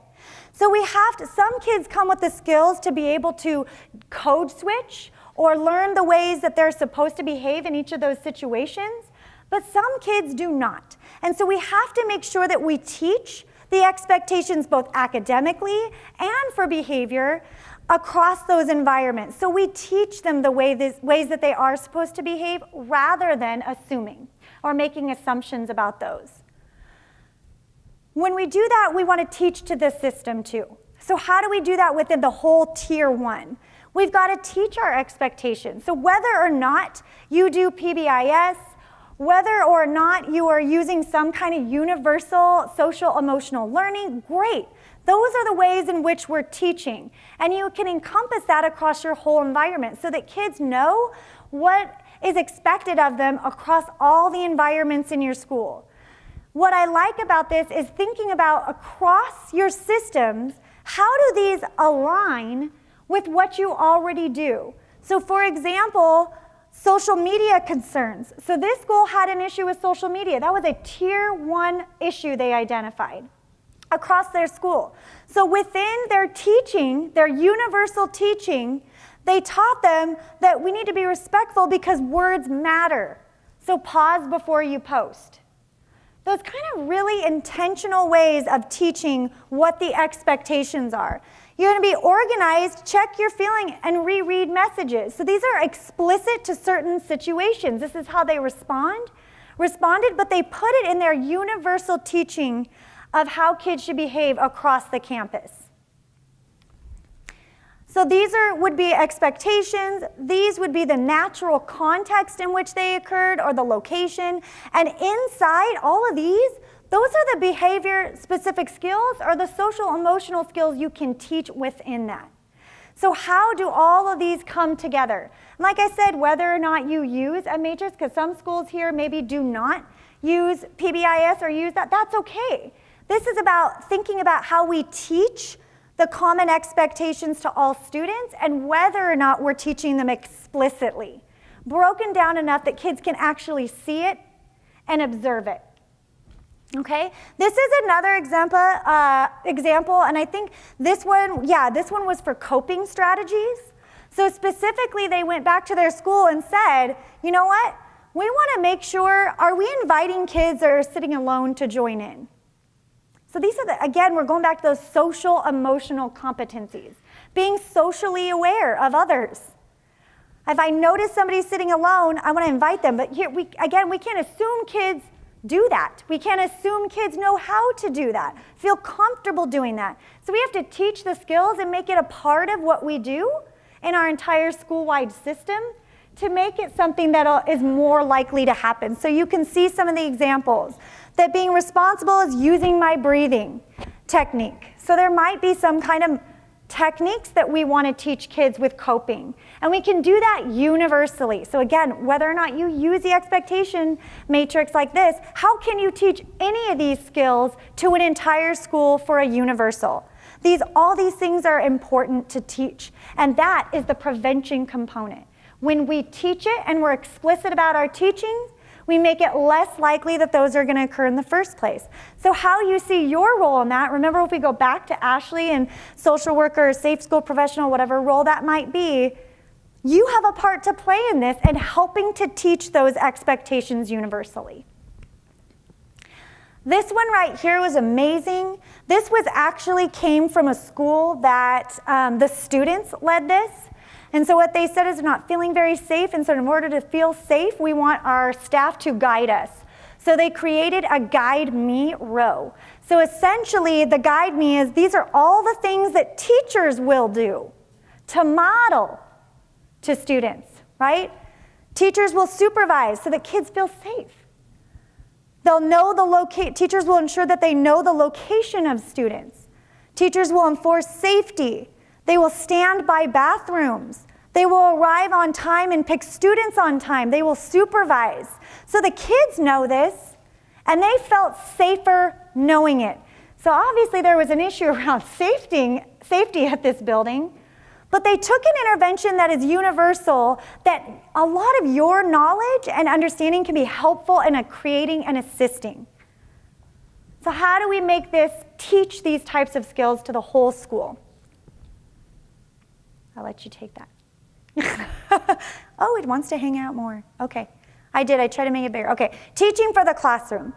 So I wanted to take two different perspectives here because they are different. You can teach instruction at the universal for the school system, but you can also do that in the classroom. So I briefly want to touch on some of the areas that we thought might be beneficial for your type of role. So we heard earlier someone saying, oh yeah, we can support in the classroom or we can help teachers.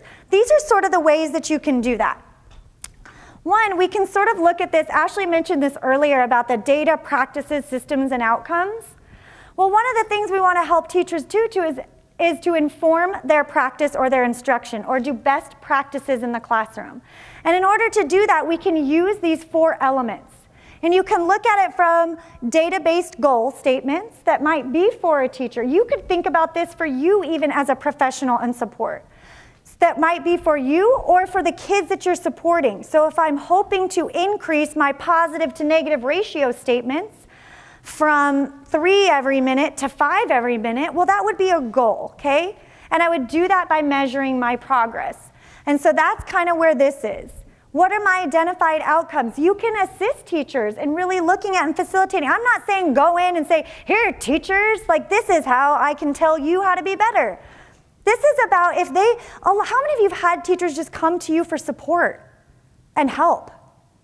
What a great way to just say, hey, yeah, I'm here to help you. Can I help you write a goal statement? Can I help you take data? Would you like me to come in and watch one of your, depending on your roles in your buildings, don't freak out, right? But could you go into that building or that classroom and say, let me progress monitor that for you? Take some of that off the teacher. Absolutely, okay? We can look at the system. Can you support your school in providing support for the teachers of these types of things? And this is class-wide PBIS, but more commonly it's been recently been referred to as positive classroom behavior support strategies. Whew, that's like PCBS. Yeah, have fun with that. So, is that hard? I meant in terms of all the acronyms, right? We'll just give you more. But you can help with the systems and structures of that for teachers to facilitate going in and doing these types of things. The last thing is helping them to identify the specific interventions or best practices that they might be using in their classroom. So when we really talk about this tiered approach, take the tiered approach with the school staff as well. How can we help them? There are assessments that can be completed online. There is a federal document that we modified a little bit off of this. It's the exact same questions, but it's a survey for teachers to take. These are the best practices within the classroom. It's beyond the scope of me today to go over in each one of these, but these are really great assessments to facilitate and say, if you want help, let's start with this because this is going to identify where the need is. The idea is that you start with number 1 and you move down. If you're working with individual teachers, the very first question that the teacher says no, that is where you start. And this can be located online. I actually think we have it on our website, so we can show you if you're interested in looking later. When you apply it to the system, these are the types of things that you want to look at. We often, again, go back to when we're talking about classroom, we leave it to the individual teacher, but think of our staff as students too, right, that need help. We can't just assume everybody's got it or everybody's going to function at 100%. Teachers are operating under stressful conditions, right? So the more that we can support them and offer resources, the better off that they're probably going to be, and more thankful that they might be for some of that services from your end as well. So we can do that by saying, you know, what is being currently implemented in terms of those best practices? Can we apply a decision-making model to that? Well, what's the problem? Who, what, when, where, why? Can we look at that from that component? Bringing the same strategies that we're talking about at those universal systems down to the individual, whether that's a teacher or a student. How do we problem solve? How do we help them support those practices? And then how do we help them implement that? Which might just look like the things we just spoke about. Going in and taking data. Going in and seeing, oh, how many opportunities to respond are you providing to your students? I can help you with that. What do you want to make your goal, right? Okay. This is an example of a PD model and looking at MTSS perspective of a school staff. Do not go back and tell staff that they are in tiers, right? Like, we're not going to go back and say these are our teachers that need tier 2 services, but you know, that might make them upset. But you can look at this from a team perspective. How do we know that teachers are implementing best practices in their classrooms at that universal level? Are 80% of them implementing those? You're going to have 10 to 15% of teachers that might need targeted instruction or support or PD around a particular topic of those best practices. And then, of course, on the highest tier, you might have 3 to 5% of your population of teachers that require individualized peer coaching, one-on-one modeling type circumstances. Do you see how your role could fit among that tier 3 or tier continuum of PD? Could you go in universally? Tier 1. Can you help assess and identify data across the entire school? Could you go tier 2 and help a targeted group of teachers to facilitate specific, depending on your role, right? On what your campus is. And then additionally, could you work with teachers individually to help collect data or things like that, depending on your role? Okay, we'll do a brief chit chat on this one as well. That one's fast, but there's a lot of potential that you can kind of see within those classroom, hopefully, and then the system-wide teaching as well. So think for a moment, where do you see your role within the system instruction as prevention, and then within your targeted, perhaps, classroom across the continuum? Ready? Collaborate. And we're going to talk about screening. We're almost there, and then we get lunch. Yeah. So woo, woo. We're going to make our way. We're almost up to that complete circle. So we're going to talk about screening. All right. So when we're talking about screening, we want to really know, oftentimes, we sort of take specific data sets that we always go to. And those specific data sets sometimes lead us into identifying certain types of students. So screening is one of those things that we can do that opens up so that we don't have kids slipping through the cracks. And I'm going to talk a little bit more about that. But we want to select students for interventions in ways that are comprehensive and enhance equity. And I wanted to read that out because this equity component is very important. And so this goes back to earlier when we talked about when we're creating data decision rules, these types of screeners can help with those kinds of things because we want those multiple data sources to give us ideas about where kids are, okay? The goal ultimately is to try to screen 3 times a year. So at the beginning, the middle, and the end of the year. And that helps us to see where kids are moving across that screener, right? Especially when we're looking at our data decision rules to identify kids that get in and out. We're using that. Okay, so yes, the goal, and hopefully you are looking about across the continuum. So, and really looking at that academic, social, and behavioral outcomes, right? So the whole thing, the whole student is very important. We're talking about that screening. So I'm glad you said that. Okay, prevention strategies. When we're looking at screening, one, we got to know that we have a solid tier 1. That foundation is very important. So when we have a solid foundation, we know by our fidelity, our assessment and adherence to what we said that we were going to do. So our action plan's going to guide that. We have tools that can help you look at fidelity of a multi-tiered systems of support. So if you're asking yourself, well, how do I even do that? There are tools to do integrated MTSS fidelity assessment checklists, or behavior side only, or we can look at the academic components as well. But that has to be in place, and let me tell you why. If you lack a firm foundation at the tier 1, this is what we see. Too many students get referred to advanced tiers. And when too many students get referred, guess what happens? We don't have enough resources. And if we don't have enough resources, not enough options for staff. And when we don't have enough options for our teachers, we're going to get staff that are overwhelmed. And when our staff become overwhelmed, what happens? We get frustration and minimal reinforcement. We're going to see teachers that, well, this doesn't work. They start to shut down, right? And when we get that frustration, what do we get? Reluctance to identify students in need, which defeats the purpose to begin with.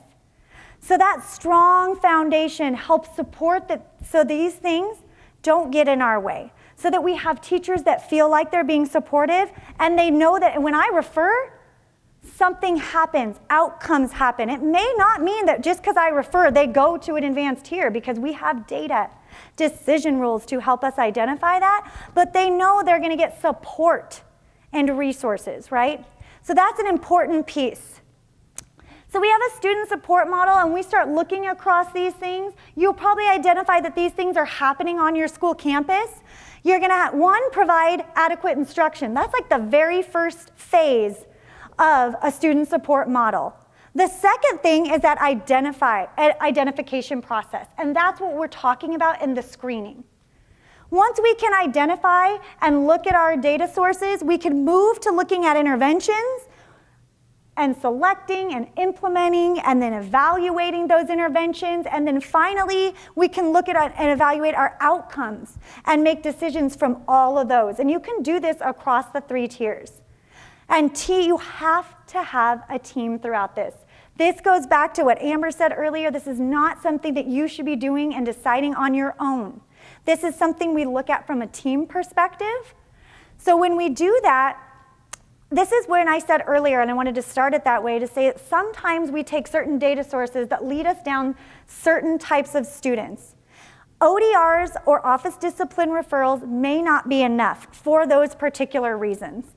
Oftentimes, those are the kids that we're going to get for externalizing behavior.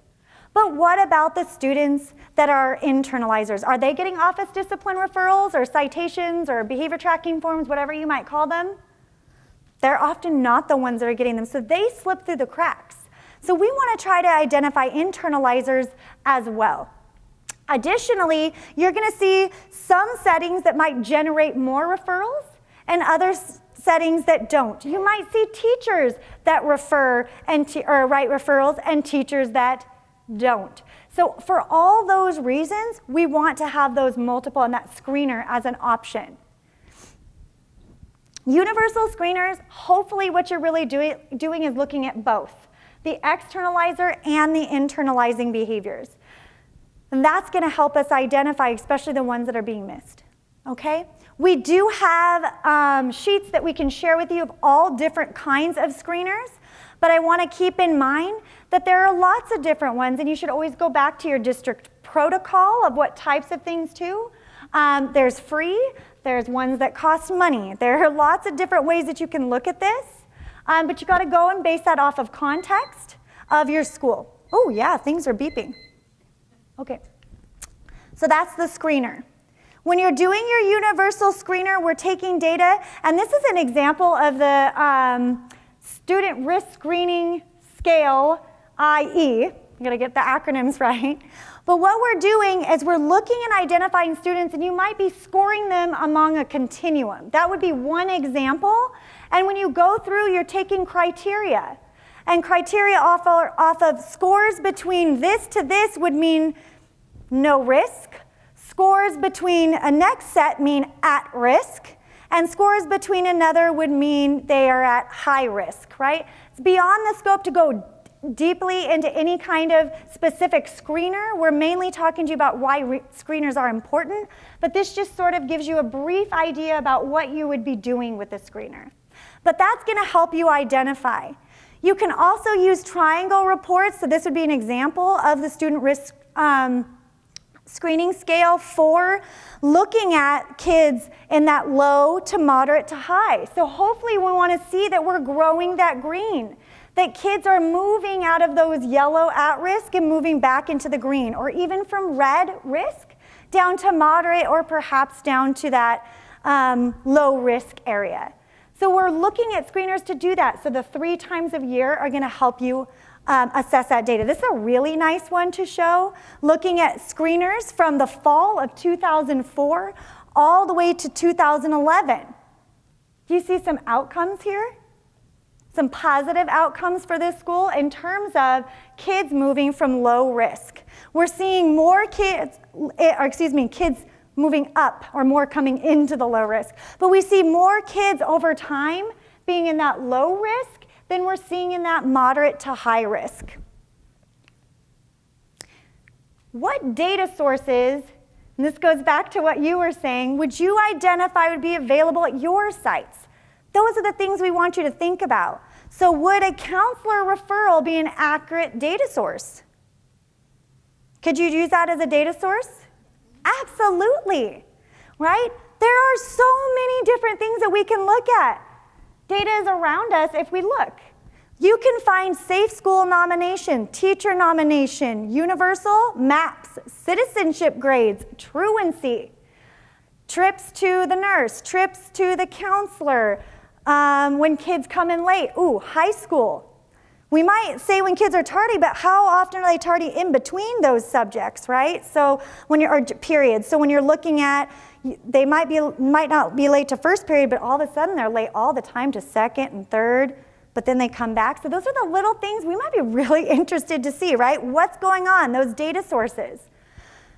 We might look at SBAC scores, in-school, out-of-school suspension, all these things, keeping in mind that perspective of how do we make sure we're looking to catch all students and not going towards a certain type, right? This is an example of how you triangulate with your screening. So this would be over on the side. This is what the team would do. They would take their screener data along with their other data sources that they identified, because remember, we triangulate, as she said earlier, and we're looking at perhaps our scores for our screener, our ODRs, attendance, maybe the teacher who asked help from the counselor, whatever those data sources are that you identified, we're putting them on here. And when I put those on there, do you start to see a pattern? Those patterns make it more likely that they do require whatever that advanced tier is for those data decision rules. Okay. You ready to talk about that? It's kind of fun, right? All right, so I'm going to set the timer for 3 minutes. Where do you see this? And remember, do you see some overlap from earlier too, right? Those connections. So where do you see the connections of this data triangulation, data decision making, data decision rules, all these things sort of connecting together and how you see your role in that? Okay, ready? Collaborate. We're going to hop into now the actual evidence-based practices. So how do we know what practices we should even choose?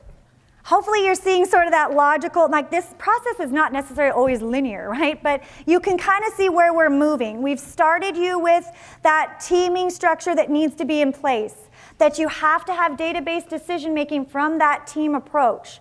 We're really moving into now making sure that we have data decision rules, that we're screening as a part of that and picking the sources. Well, once we identify all that data, what do we do? So that's why we're moving you through the circle in this way, and I hope that you're kind of seeing that build on each other. Okay, so what do we want? We want evidence-based practices, and we do. We do, because this goes back to what Ashley was saying earlier, right? After peer review, I love it. Why we do this is because, our advanced tiers, we just don't have time to test things out. These are our at-risk, or our most risk students. So it's really important that we start considering looking at this and how do you know something's evidence-based besides just assuming that it is. Okay? Don't make that assumption. Look at it and say, how do we know? And so we're going to walk you through some of that. And I know Casey later is really going to take you through how do you identify evidence-based practices. So I'm not going to spend time on that, but I want to show you how you move towards that approach. One, you have to look at whether or not they have demonstrated outcomes. Has that intervention demonstrated outcomes previously? Because I already talked about that. And then we match the practice to needs, okay? Really important that we match that practice to the student's need, not the opposite.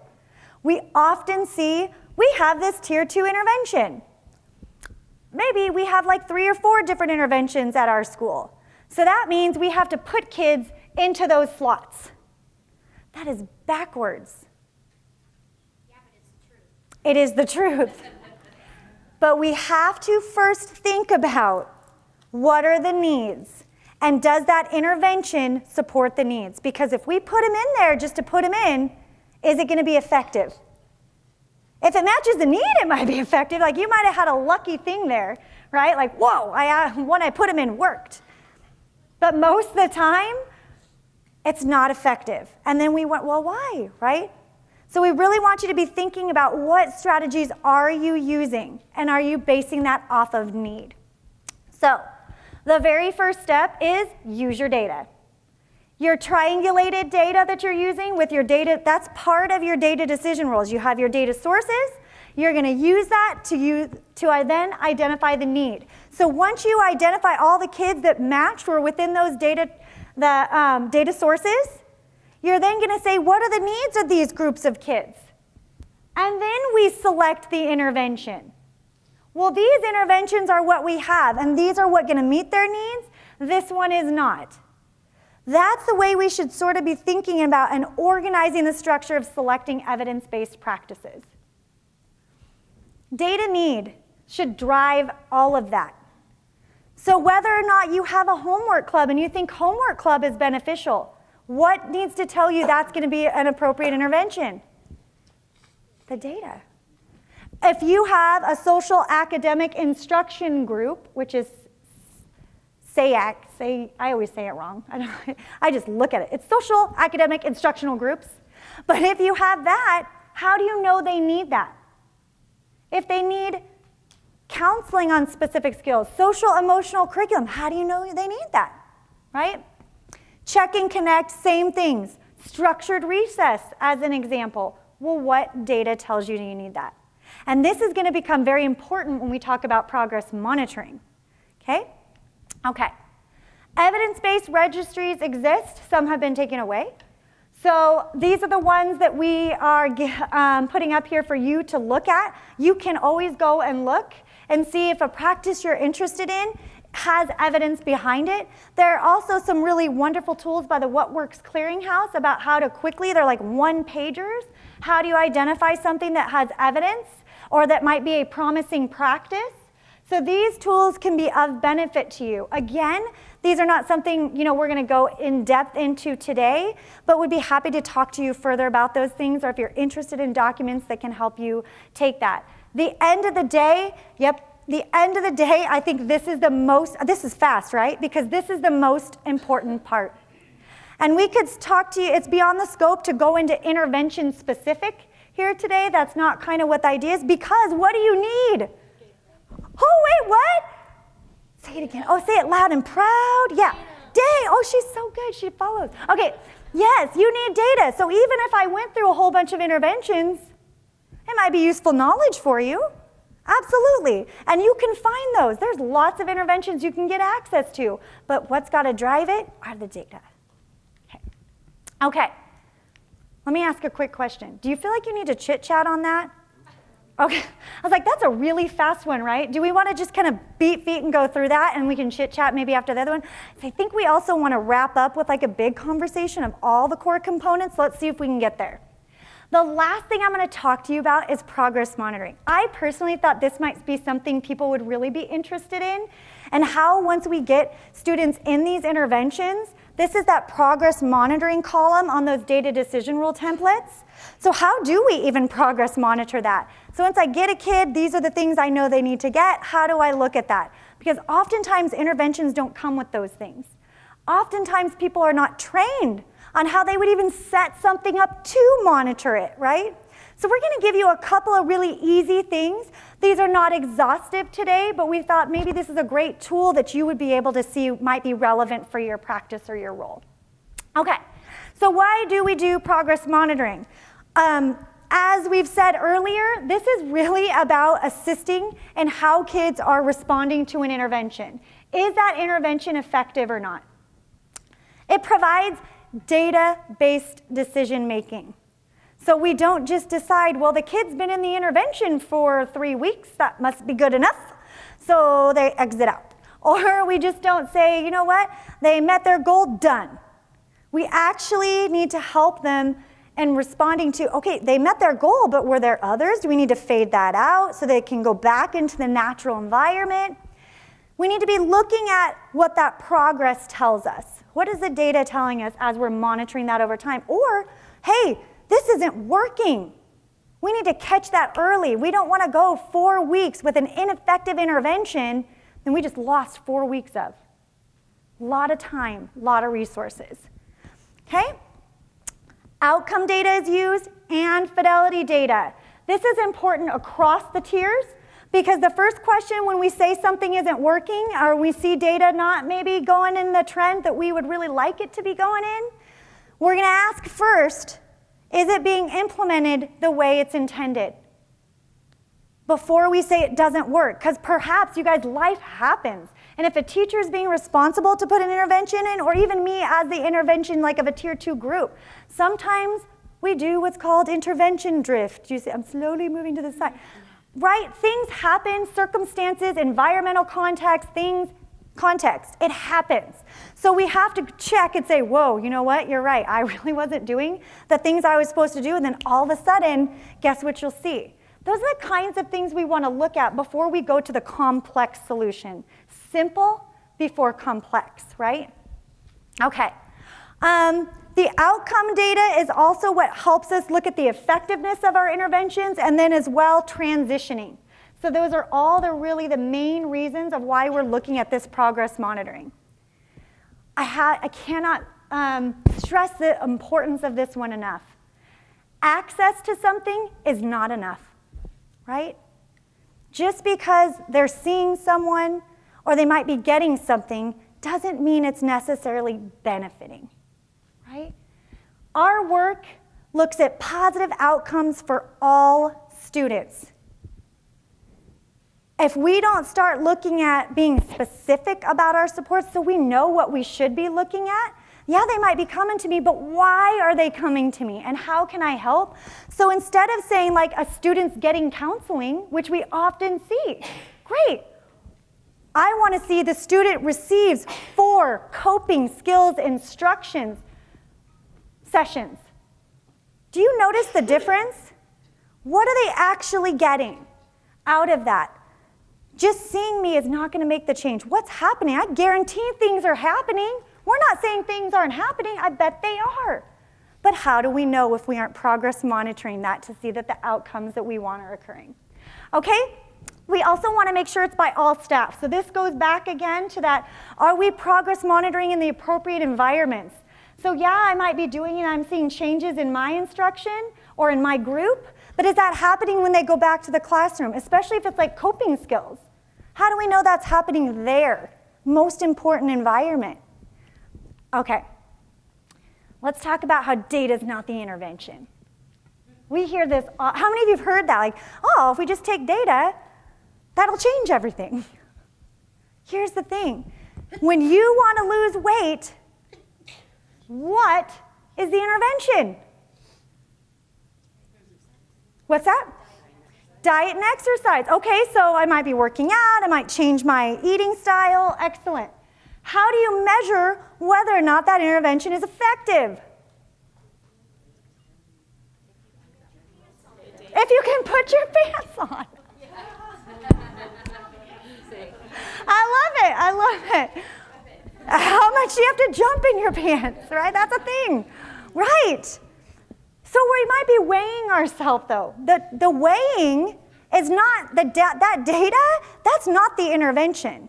It's what I'm doing, right? It's what's being put in place to support that. Now that's important here, especially when we talked about evidence-based interventions, when we're talking about progress monitoring. These are the pieces that come very important. So that's why this is not your intervention, okay? A progress monitoring form that you give is not the intervention, and make that clear, especially whoever you might be working with if you're gonna do this. But here's an example of a daily progress report that can be done across many types of interventions, whether that's at Tier 2 or Tier 3. This is often seen in what's called check-in, check-out, but it's modifiable across many applications. What's really nice about it. So you don't have to be doing check-in, check-out necessarily to use this form. Check-in, check-out is a Tier 2 intervention that has been researched and found to be highly effective. But here, what would be an example is you might put the skills in these forms. So if our overall goal in our school is to be safe, respectful, and responsible, and I'm working with a trauma-informed group, Tier 2 group, I'm going to individualize that by saying we're going to be looking at self-check and calming strategies for these groups of students. That's part of being safe. Are you using those skills? And then I can say, and we can indicate whether or not those students are engaging in those behaviors. So are they using those skills during those time periods? A score of a 0, a 1, or a 2. And this will give us data over time. Same example, use your words, use safe hands. Now, could you take any kind of social skill instruction and put skills in this based off the identified need? Absolutely. Quick, easy way to take data. Easy for a teacher if you gave it to a teacher and said, hey, during math, because we know we struggle with math, can you do this progress monitoring simple check at the end of math period? Okay.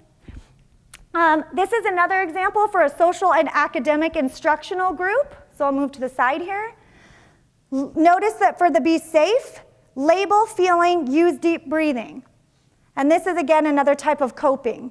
Using calm words. Let your teacher know the feeling temperature, if above yellow.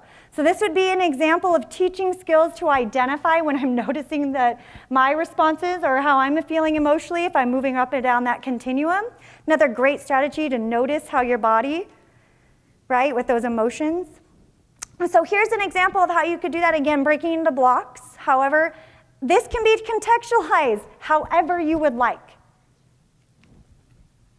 This is an example of a Tier 3 plan with trauma-informed strategies, which is way more, now we're moving from the targeted into the Tier 3, very individualized components here for probably a specific student.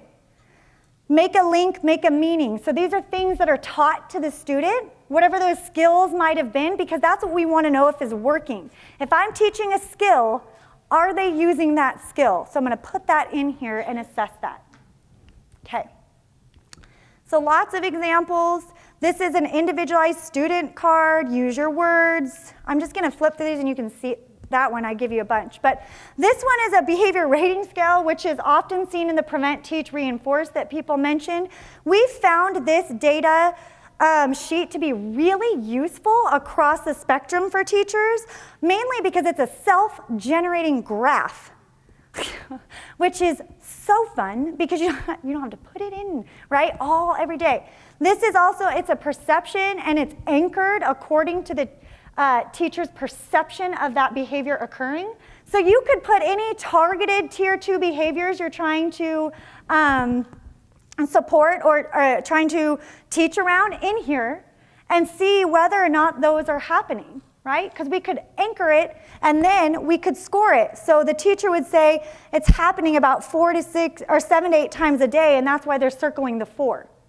We draw lines when we take baseline, And then we want to take data after the intervention actually occurs. So that way we can see, are we making a change? This slide is also really important to show you all because this is why it's important to progress monitor. What do you see here from this data? If we were progress monitoring a tier 2 intervention or irrespective of the behaviors on the side, even if you had tier 2 social skills or coping skills on here, what do you notice? Yeah. The problem behaviors were decreasing while expected behaviors were increasing. Awesome. Over time. Yes, thank you. Over time we see this. So we saw that, you know what, the problem's decreasing, so what we're doing, because we saw on baseline it wasn't, so could we attribute to what maybe we were doing, our intervention, it worked? Yeah.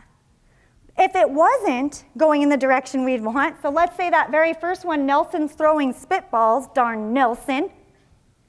If we saw that that was staying high up into the 5s after maybe what is this, 1, 2, 3, 4, 5, 6, 7 days, what might we want to do? You might want to meet and look at, what did I say? What's maybe the first thing I want you guys to look at? Is it being implemented with fidelity? And then there's other things we might want to start to problem solve around. Could there be external factors we missed? Right? There's all these different variables, but that's why we always want to be looking at our data so we can make data-based decisions. This is a good example of, why we progress monitor. So whatever they're coming to you with, you can monitor over time to say, yes, that was effective intervention. We generally recommend you're doing that at a minimum twice every 2 weeks. Okay?